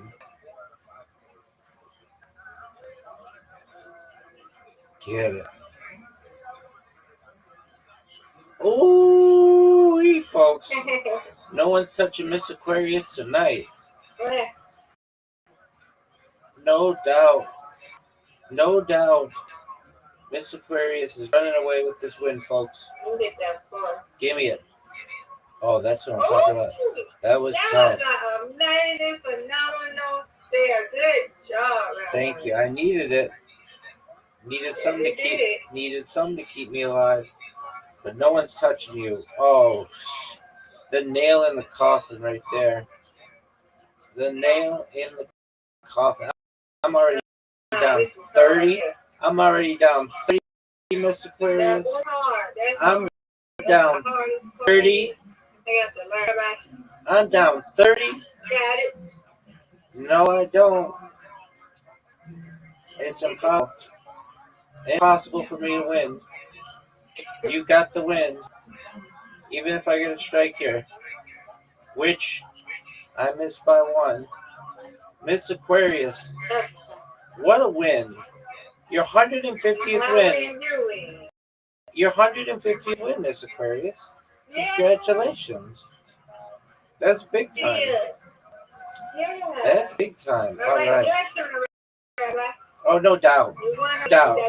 No doubt. They know. They know not to do me like that. Previous.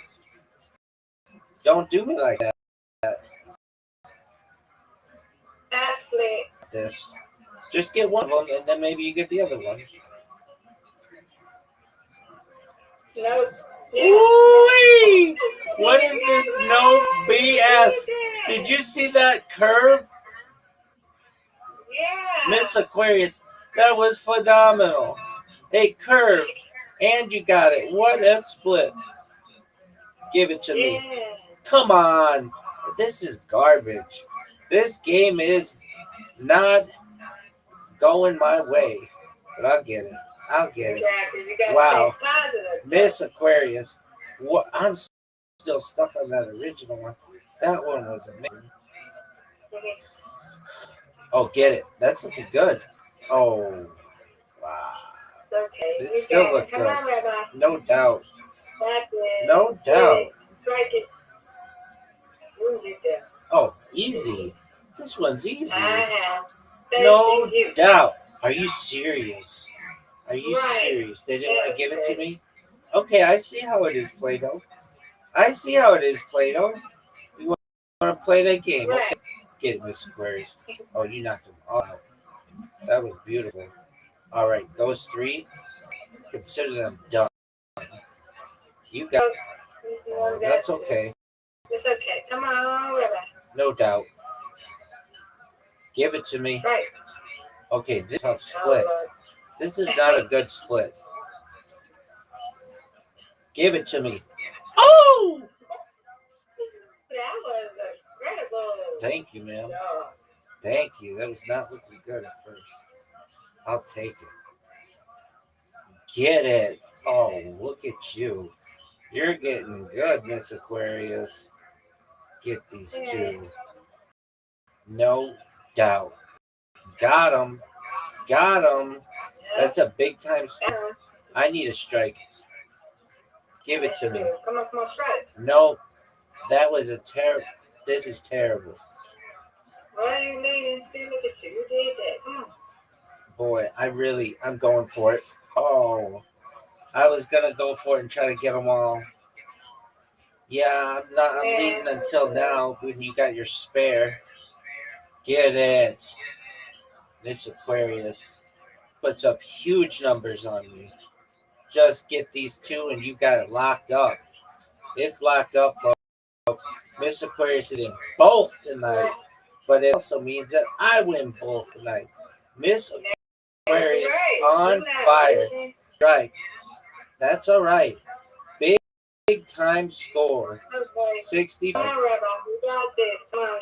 Give it to me. Nope. It's over. Impossible. Miss Aquarius with her 150th and 151st. I love it. Congratulations. I win, you win, you win, I win. Thank you, ma'am. Undefeated in bowling, undefeated in friendship. Good job. Yeah, good job. You win, I win. You still win. You're not a loser, and I'm not a loser either. No, ma'am. Not at all. Hey, so how's your spaces going, Ron? How's the spaces? They're going well. I just keep that pitch going. We'll go viral one of these days. Miss Aquarius. You got people coming doing what they're supposed to do. Good. They coming back and. Oh yeah, they're really nice. That's good. I'm proud. Excellent. Alrighty, Miss Aquarius. All right. Sweet dreams to you, my friend. Alrighty. Sweet dreams. See you in the morning. God willing. God's willing. I'll be back on my iPad a little bit, okay? Yes, ma'am. Okay. Shout out to Miss Aquarius. She played like a baller tonight. And I was like, what do you do in between the black dots? And he said, drive fast. Eating Gatorade bottles. You don't stop. So, oh my God. She just found out about all this. It's 12 black people here now. It's amazing. Your parents still together? No, my dad passed away in 2016. Shit, I'm sorry to hear that. How did he die? I always ask every. Yeah, he had kidney failure, and then they kill you with the treatment having kidney failure. And he had diabetes first. Yeah, that's. Don't make a joke about that. No, I won't.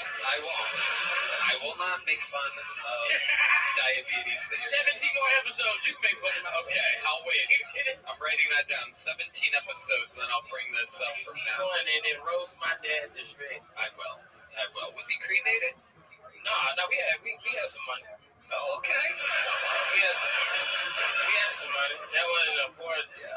When people donated money, I was a GM at a car wash, and then I was making them a bunch of money. Jim Dudley helped pay for my dad's funeral, and then I appreciate that for Jim. Shout out Jim Dudley over there. Hell yeah. In Georgia somewhere.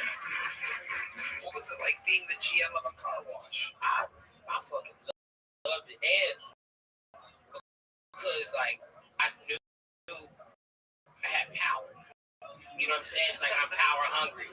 So like when customers either get extracurricular or I'm gonna be like, that's not my job. I can't do that.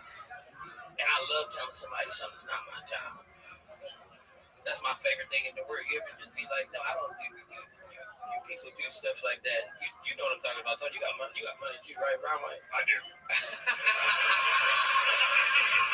I do.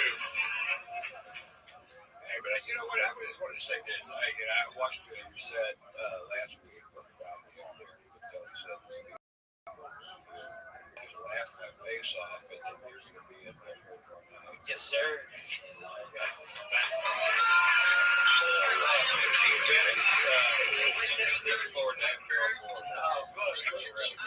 Thank you so much. Y'all make some noise the wrong way. Yeah. Things are moving very fast for Kendrick. So he was made a regular last week, and then Tuesday we're all in the green room on a normal thing. Me, Ron, Rogan, whoever, Shane, and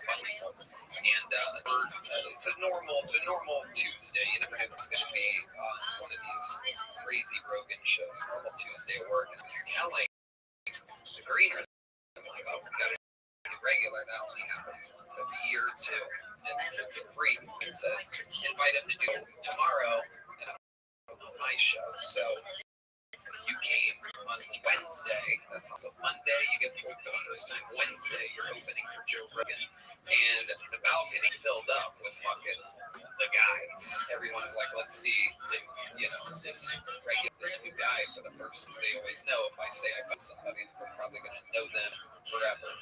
And holy shit, I mean, it was incredible. He has a fucking, I don't want to give anything away, and I'm not going to, but he started a bit about Oreo cookies that I thought was going to be a quick, amazing joke, and I see the first minute, and I'm like, oh, this is going to fucking destroy on YouTube. 8 minutes, 2 minutes, 3 minutes, 4 minutes, 5, 6, 7, 8, 9 about Oreos. It's got a 9-minute long Oreo dish, and we're dying. I'm wiping tears, and we're wiping tears out of our eyes. Nothing quite like it. It probably sounds corny, but like when someone like you comes around us all, what the fuck we got in this for? And it's incredibly fucking inspiring. It gives me something to look forward to every week. And so, welcome to the family, Dedrick. And we'll do it again next week. I love you! Ladies and gentlemen, it has begun. I can't wait for you guys to see what Dedrick has up his sleeve. It is powerful. One more time for Dedrick Flynn, everybody. Back to the bunker we go. This is where we found him. This looks like a new name. Make some noise for Trick Callahan, everybody. Trick Callahan is next. Oh my God, guys. So one thing about me, I think it's very important to be able to change your mind. And no one's better at that than Obama. Yeah, because when Obama took office, he was against gay marriage. And by the time he left, he was drone striking straight weddings. That's pretty good progress. And I love the gays, but the other day someone told me that gays aren't groomers. I was like, what? Like, my thing is, if gays aren't groomers, then explain how I got sucked off at a Petco.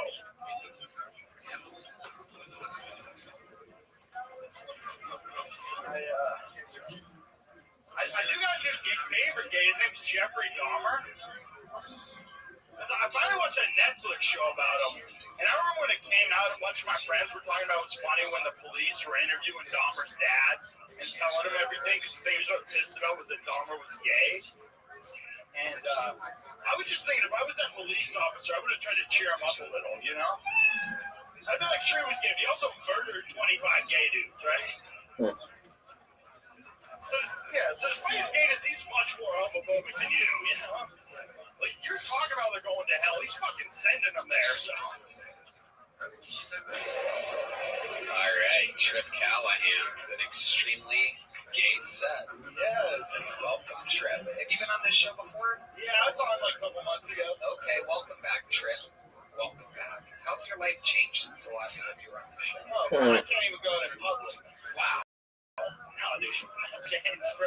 Nothing's changed. Yeah. Okay. Was it a good set? Or was it like that? Better than this one, dude. Yeah. Okay. But, remind us, Trip. You seem like a very happy guy. What did we find out about you last time you were on the show? Oh, bro, I work at HEB. Oh, shit. Serial killer friend. What's your serial killer friend? Oh, he was like, he's like turned gay and then started killing gay guys. And he was. Everything in your life all about gay and serial killers? Yes, bro. Okay, bro. What else about you, Trip? Tell us something we didn't find out last time you were on the show. I got like crippled for like 4 years in college football. I got rolled up on, dude. I messed up my ankle, and then I broke my leg, and I fucked up all my cartilage and ligaments in my ankle. And then the doctors kept fucking up. I had to go like 2 surgeries. But we're better now, dude. We made it. You know what's amazing is it sounds like you've got something to say. Yeah. Right? Yeah. You're really good at it. I mean, you hold the mic in the right spot. You understand every fucking word you say. And it's almost like you have a plan. Right? But you're missing content. Oh. That's all you're missing. I got you. But most amateur comics don't do as good a job with a microphone as you do. And I understand every fucking word you say. Well, thank you. That's a big deal. That's something. Oh, yeah. It is true. Your delivery mechanism is impeccable. It's like ordering from Uber Eats, like a Euro stand at 4 a.m. or something. Like the delivery is there, but it's not good. You know, when it comes, it's just a little bit off. You're like, oh, this was the only place that was open, but at least it's here. And then you deeply regret it the next day. That's what you're like.